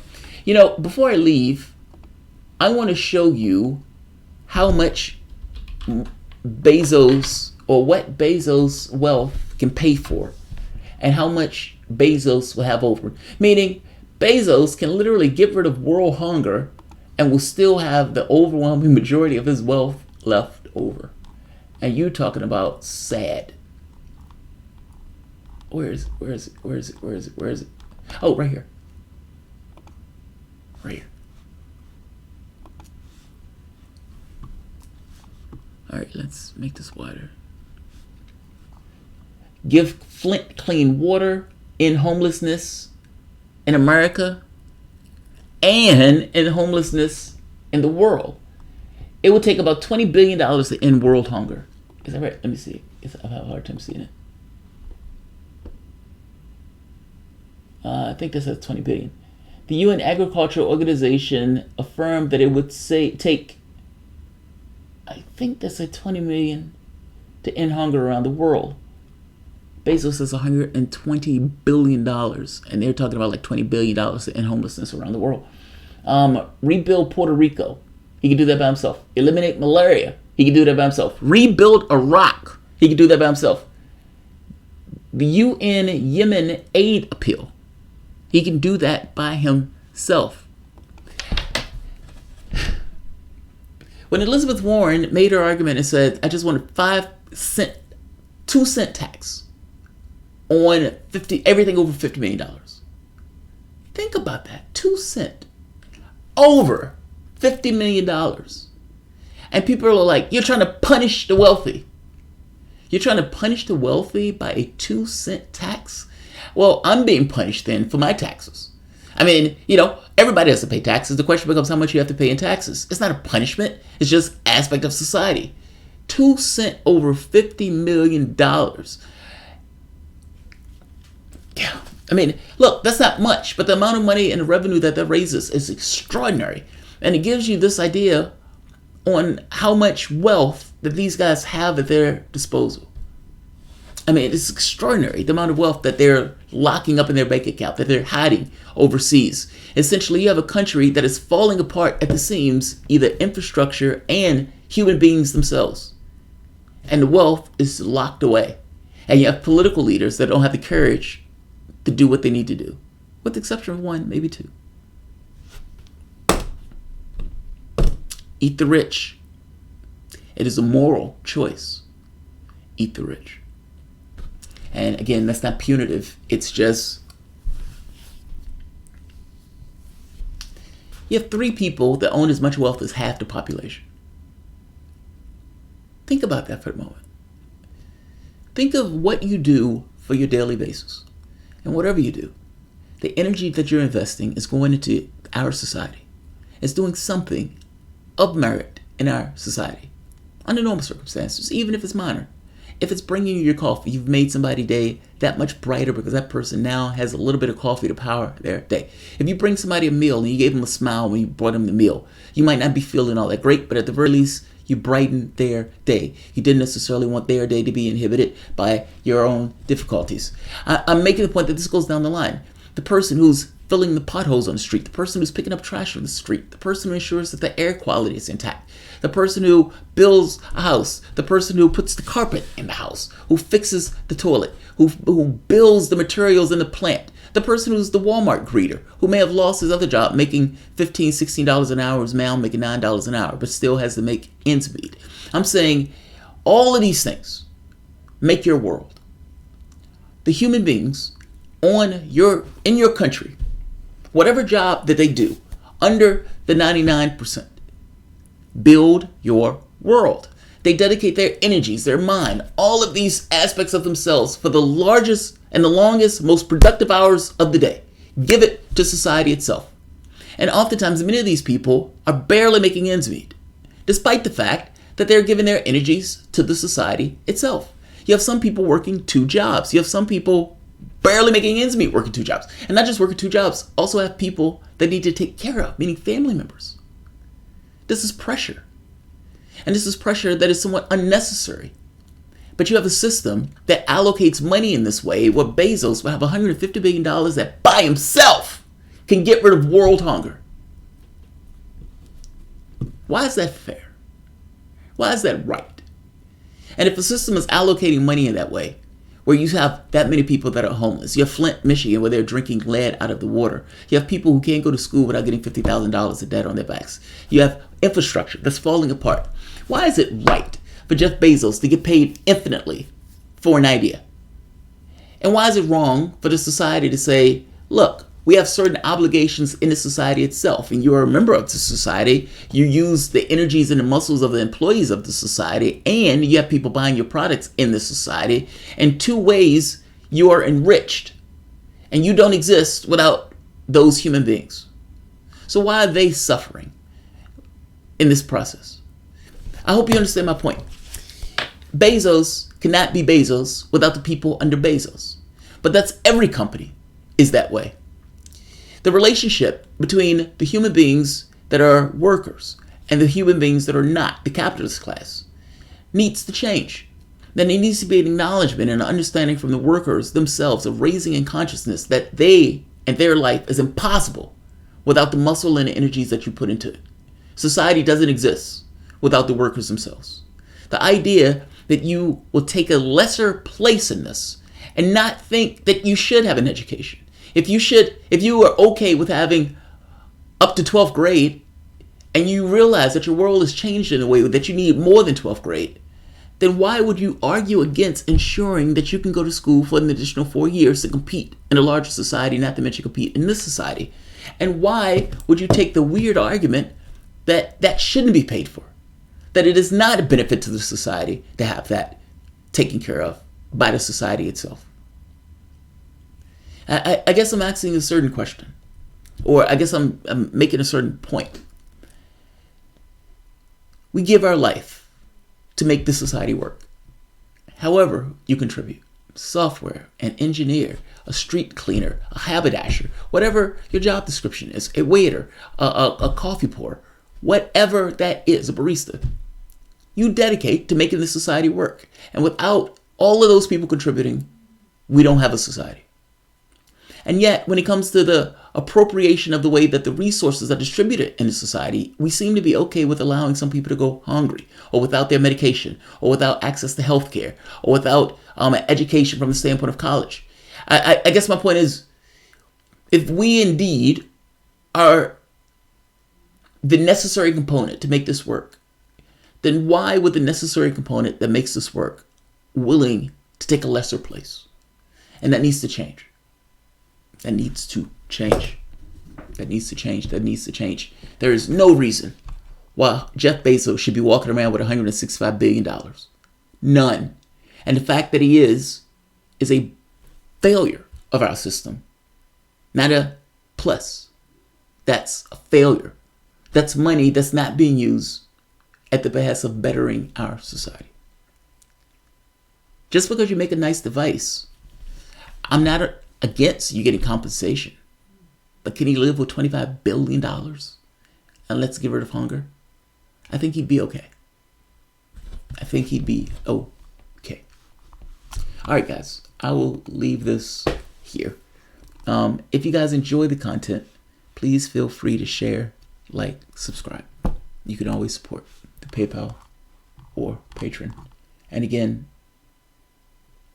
thank you all for your support of the show.